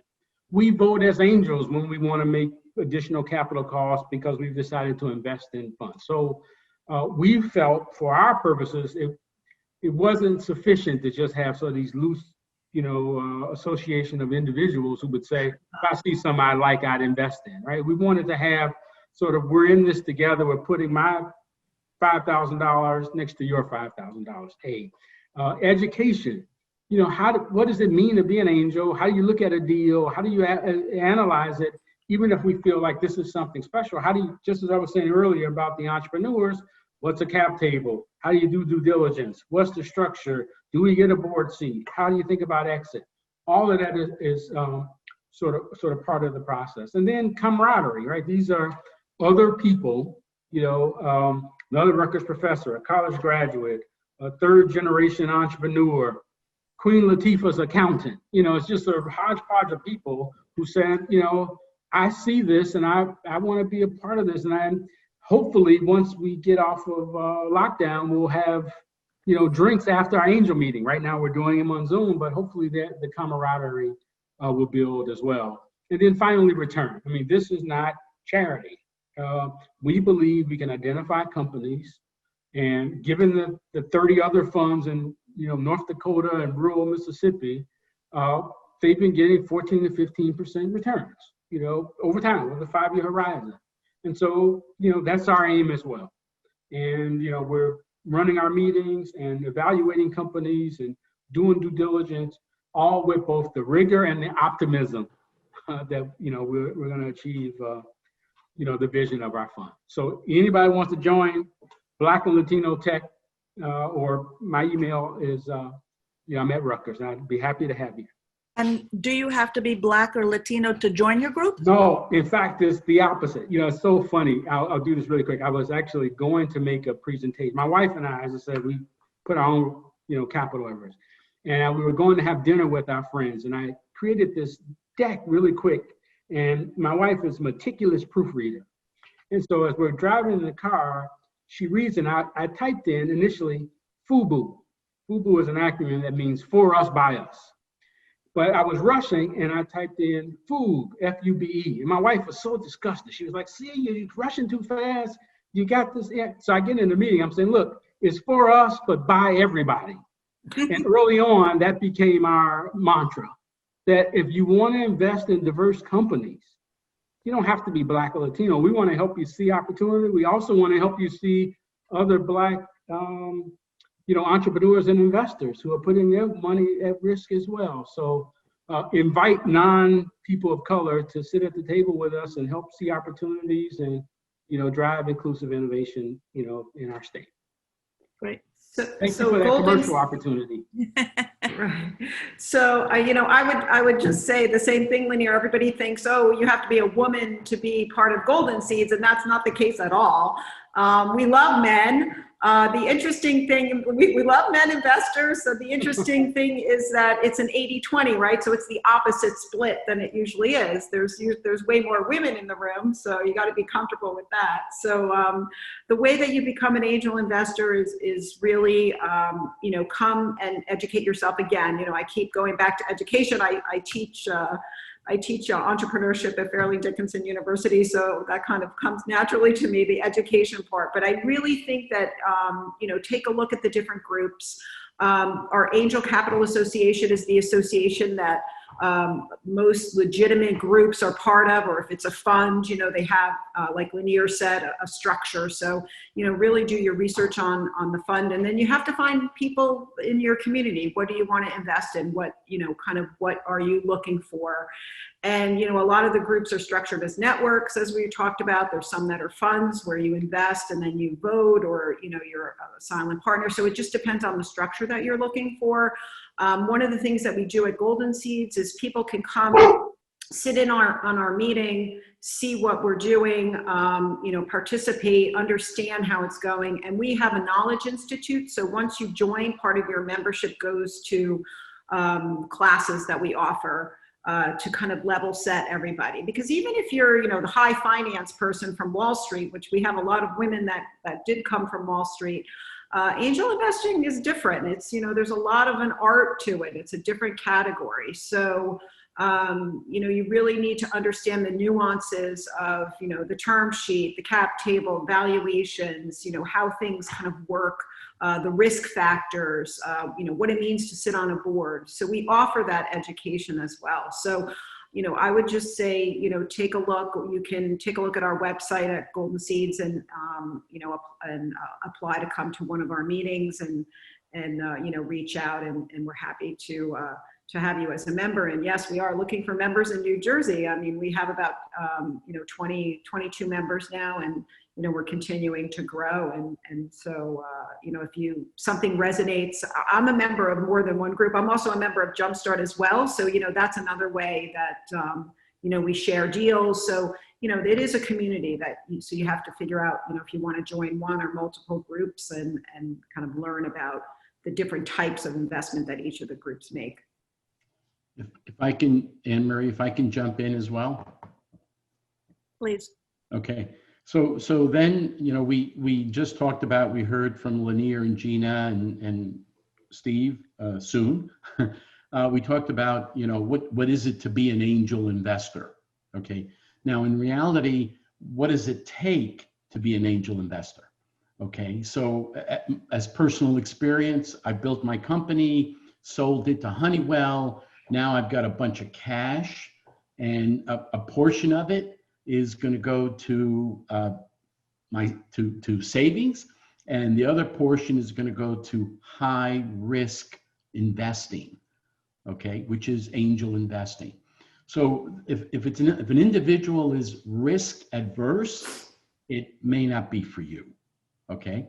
But if an individual likes to take calculated risks, okay, so then now you have the personality that makes sense, and now you also need the capital. If you're using capital that you have to live on, that's a bad decision. So it's really capital that's discretionary, okay, and it could be discretionary from $5,000 to $1 million, $2 million. It all depends what your sweet spot is. So keep in mind, so you're an individual, you're successful, or you have family money as well, right? It doesn't have to be from an entrepreneurial, an exit. It could be family money. And then you decide that you want to take some risk. And And what I've also found is that a lot of new angel investors really want to know more about what is it? How do I do it? What are the terms, as Gina has mentioned? And my suggestion is you join a group, whether it's Golden Seeds or Jumpstart or Lanier's Black and Latino Angel Fund. You join a group, you listen and you watch and you learn, or you go to some educational tools that are available, and basically you start becoming an angel investor. It's not going to be you just jump in and that's it. It's going to take a few years. And the best way to do it is to join a group that can help you through it. Yeah, and Jumpstart set up very similar to how the other fund groups are. If someone has an interest, they would go through our website and just notify Stephanie Caravello, who's our managing director. Pre-COVID, we'd have them come to the meeting maybe an hour early and walk them through a deck on what we're all about, have them sit in a meeting to see if it's for them.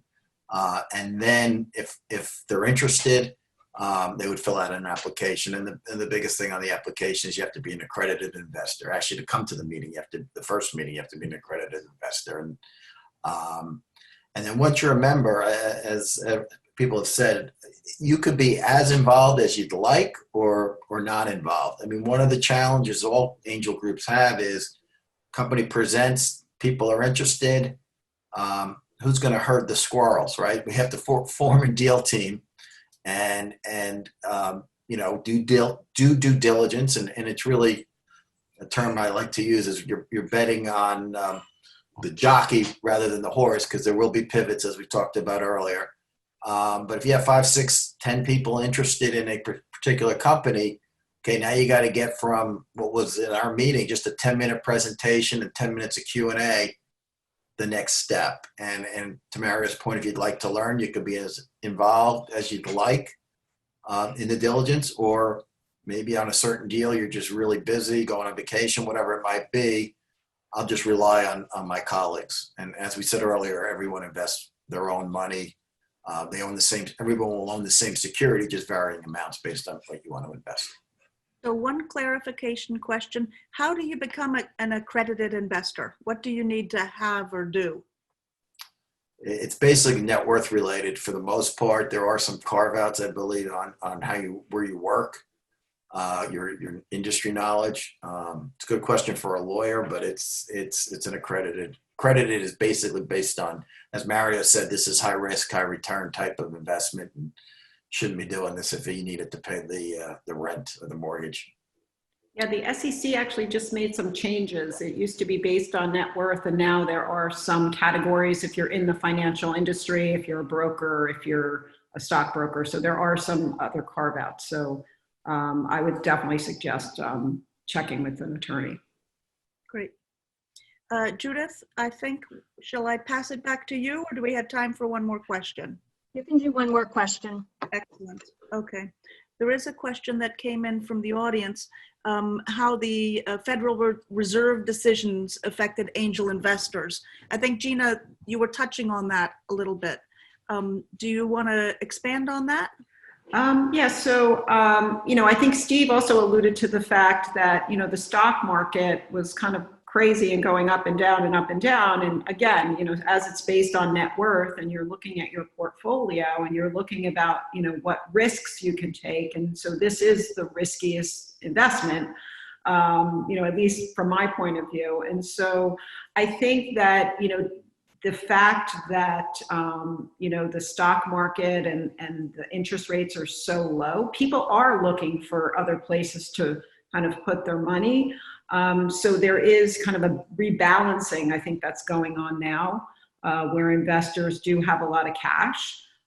They are looking at opportunities. I do believe that there's innovation because there's disruption and because of COVID. These types of things are cyclical.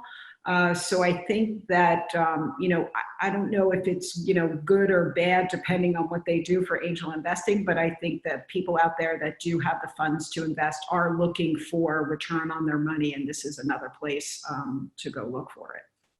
And that's a good segue into something somewhat related, which is New Jersey has a tax credit for individuals who do invest in angel investment. So not necessarily the Fed, but the government trying to encourage investing. So that's something that as you're part of an angel group, you could learn about, but the company would have to file some forms, you'd file some forms, but it's an attractive tax credit. The EDA is sponsored or behind it, and they have a lot of stuff on it on their website. And for founders to know that you do not have to be a New Jersey angel in order for you to get a tax credit.